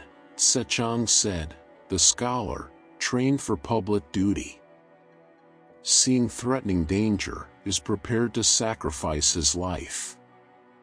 When the opportunity of gain is presented to him, he thinks of righteousness. In sacrificing, his thoughts are reverential. In mourning, his thoughts are about the grief which he should feel. Such a man commands our approbation indeed. Chapter 2.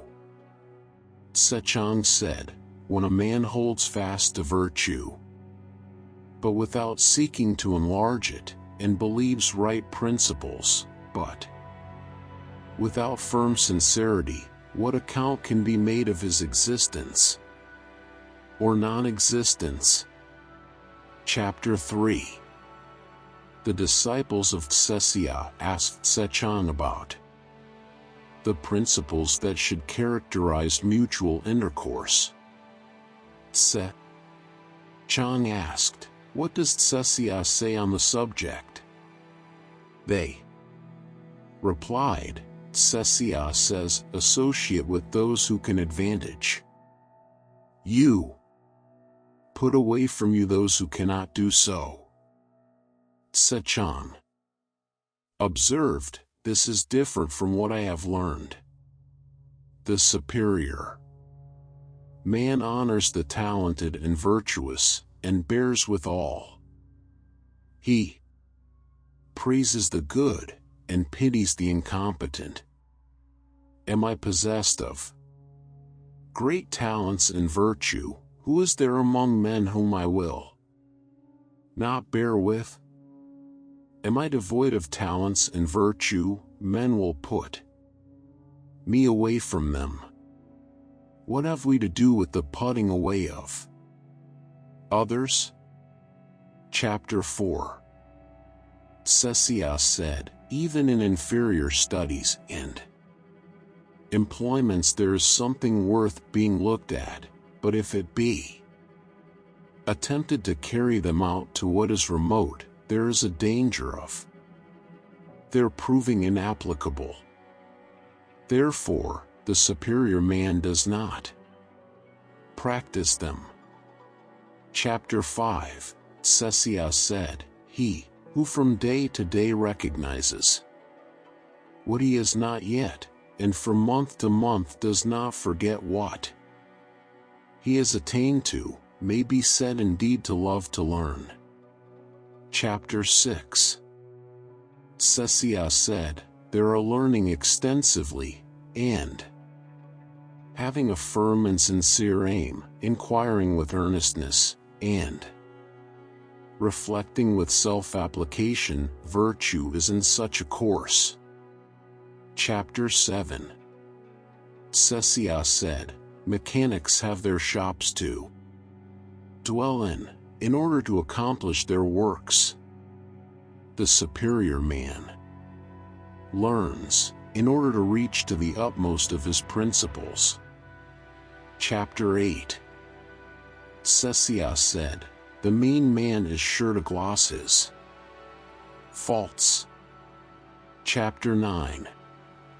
Tsesia said, the superior man undergoes 3 changes.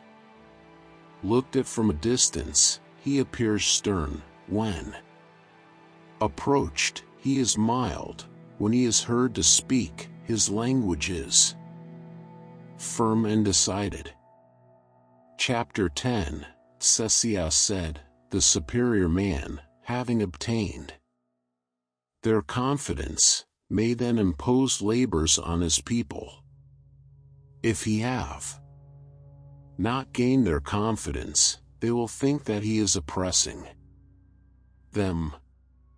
Having obtained the confidence of his prince, one may then remonstrate with him. If he have not gained his confidence, the prince will think that he is vilifying him. Chapter 11. Cecilia said, when a person does not transgress the boundary line in the great virtues, he may pass and repass it in the small virtues. Chapter 12. 1. Seiyu said, the disciples and followers of Cecilia, in sprinkling and sweeping the ground, in answering and replying, in advancing and receding, are sufficiently accomplished. But these are only the branches of learning, and they are left ignorant of what is essential. How can they be acknowledged as sufficiently taught? 2. Cecilia heard of the remark and said, alas, Yan Yu is wrong. According to the way of the superior man in teaching, what departments are there which he considers of prime importance, and delivers? What are there which he considers of secondary importance, and allows himself to be idle about? But as in the case of plants, which are assorted according to their classes, so he deals with his disciples. How can the way of a superior man be such as to make fools of any of them? Is it not the sage alone, who can unite in one the beginning and the consummation of learning? Chapter 13. Cecilia said, the officer, having discharged all his duties, should devote his leisure to learning. The student, having completed his learning, should apply himself to be an officer. Chapter 14. Cecilia said, mourning, having been carried to the utmost degree of grief, should stop with that. Chapter 15. Cecilia said, my friend Chang can do things which are hard to be done, but yet he is not perfectly virtuous. Chapter 16. The philosopher Sang said, how imposing is the manner of Chang! It is difficult along with him to practice virtue. Chapter 17. The philosopher Sang said, I heard this from our master. Men may not have shown what is in them to the full extent, and yet they will be found to do so, on occasion of mourning for their parents. Chapter 18. The philosopher Sang said, I have heard this from our master, the filial piety of Mang Chuang, in other matters, was what other men are competent to, but, as seen in his not changing the ministers of his father, nor his father's mode of government, it is difficult to be attained to. Chapter 19. The chief of the Mang family having appointed Yang Fu to be chief criminal judge, the latter consulted the philosopher Sang.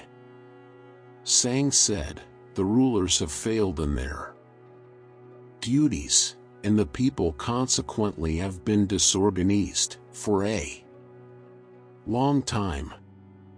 When you have found out the truth of any accusation, be grieved for and pity them, and do not feel joy at your own ability. Chapter 20. Sekung said, Chao's wickedness was not so great as that name implies. Therefore, the superior man hates to dwell in a low-lying situation, where all the evil of the world will flow in upon him. Chapter 21. Sekung said, the faults of the superior man are like the eclipses of the sun and moon. He has his faults, and all men see them. He changes again, and all men look up to him. Chapter 22. 1. Kung Sun Chao of Wei asked Sekong, saying, "From whom did Chung and I get his learning?" 2. Sekong replied, "The doctrines of Wan and Wu have not yet fallen to the ground. They are to be found among men. Men of talents and virtue remember the greater principles of them, and others, not possessing such talents and virtue, remember the smaller. Thus, all possess the doctrines of Wan and Wu. Where could our master go that he should not have an opportunity of learning them? And yet what necessity was there for his having a regular master?" Chapter 23. 1. Shu Sun Wushu observed to the great officers in the court, saying, "Sekong is superior to Chung and I." 2. Sefu Chingpa reported the observation to Sekong, who said, "Let me use the comparison of a house in its encompassing wall. My wall only reaches to the shoulders. One may peep over it and see whatever is valuable in the apartments. 3. The wall of my master is several fathoms high. If one do not find the door and enter by it, he cannot see the ancestral temple with its beauties, nor all the officers in their rich array. 4. But I may assume that they are few who find the door. Was not the observation of the chief only what might have been expected?" Chapter 24. Shu Sun Wushu having spoken revilingly of Chung and I, Sekong said, "It is of no use doing so. Chung and I cannot be reviled. The talents and virtue of other men are hillocks and mounds which may be stepped over. Chung and I is the sun or moon, which it is not possible to step over. Although a man may wish to cut himself off from the sage, what harm can he do to the sun or moon? He only shows that he does not know his own capacity." Chapter 25. 1. Chan Chin, addressing Sekong, said, "You are too modest. How can Chung and I be said to be superior to you?" 2. Sekong said to him, "For one word a man is often deemed to be wise, and for one word he is often deemed to be foolish. We ought to be careful indeed in what we say." 3. Our master cannot be attained to, just in the same way as the heavens cannot be gone up to by the steps of a stair. 4. Were our master in the position of the ruler of a state or the chief of a family, we should find verified the description which has been given of a sage's rule. He would plant the people, and forthwith they would be established. He would lead them on, and forthwith they would follow him. He would make them happy, and forthwith multitudes would resort to his dominions. He would stimulate them, and forthwith they would be harmonious. While he lived, he would be glorious. When he died, he would be bitterly lamented. How is it possible for him to be attained to? Book XX. Yao Yu. Chapter 1. 1. Yao said, "Oh, you, Shun, the heaven-determined order of succession now rests in your person. sincerely hold fast the do mean. If there shall be distress and want within the four seas, the heavenly revenue will come to a perpetual end. 2. Shun also used the same language in giving charge to you. 3. Tang said, I the childly, presume to use a dark-colored victim, and presume to announce to thee, O most great and sovereign God, that the sinner I dare not pardon, and thy ministers, O God, I do not keep in obscurity. The examination of them is by thy mind, O God. If, in my person, I commit offenses, they are not to be attributed to you, the people of the myriad regions. If you in the myriad regions commit offenses, these offenses must rest on my person. 4. Chow conferred great gifts, and the good were enriched. 5. Although he has his near relatives, they are not equal to my virtuous men. The people are throwing blame upon me, the one man. 6. He carefully attended to the weights and measures, examined the body of the laws, restored the discarded officers, and the good government of the kingdom took its course. 7. He revived states that had been extinguished, restored families whose line of succession had been broken, and called to office those who had retired into obscurity, so that throughout the kingdom the hearts of the people turned towards him. 8. What he attached chief importance to were the food of the people, the duties of mourning, and sacrifices. 9. By his generosity, he won all. By his sincerity, he made the people repose trust in him. By his earnest activity, his achievements were great. By his justice, all were delighted. Chapter 2. 1. Sechong asked Confucius, saying, In what way should a person in authority act in order that he may conduct government properly? The master replied, Let him honor the 5 excellent, and banish away the 4 bad things, then may he conduct government properly. Sechong said, What are meant by the 5 excellent things?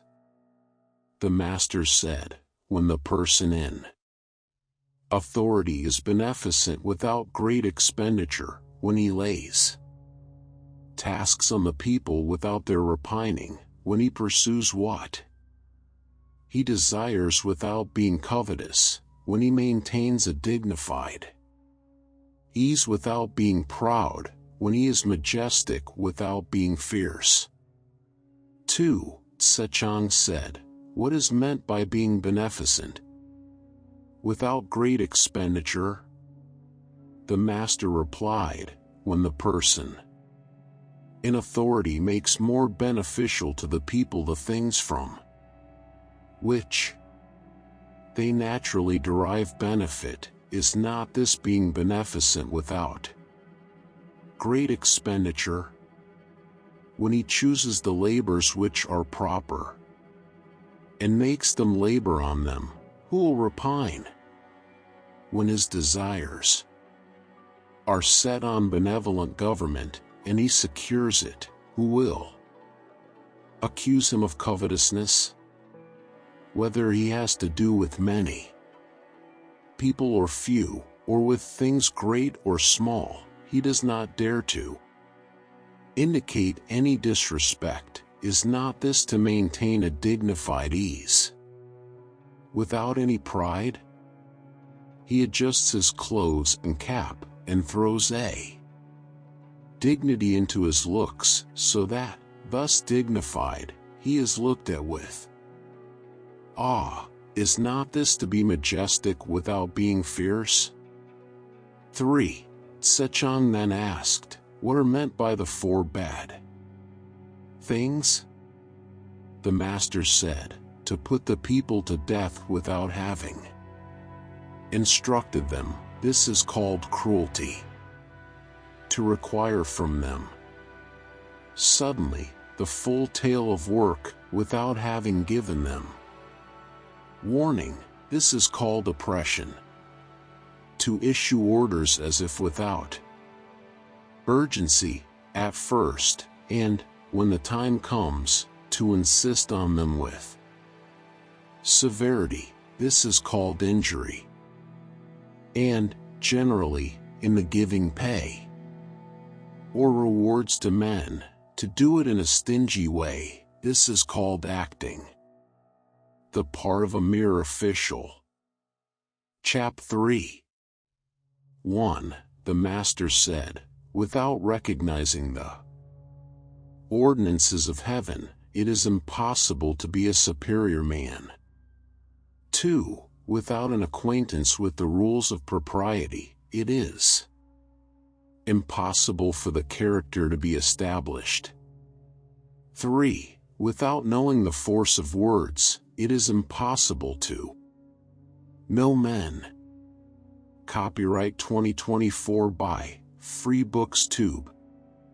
Thank you for listening. Please consider to subscribe, like, and share to help the channel growth. New videos on a daily basis.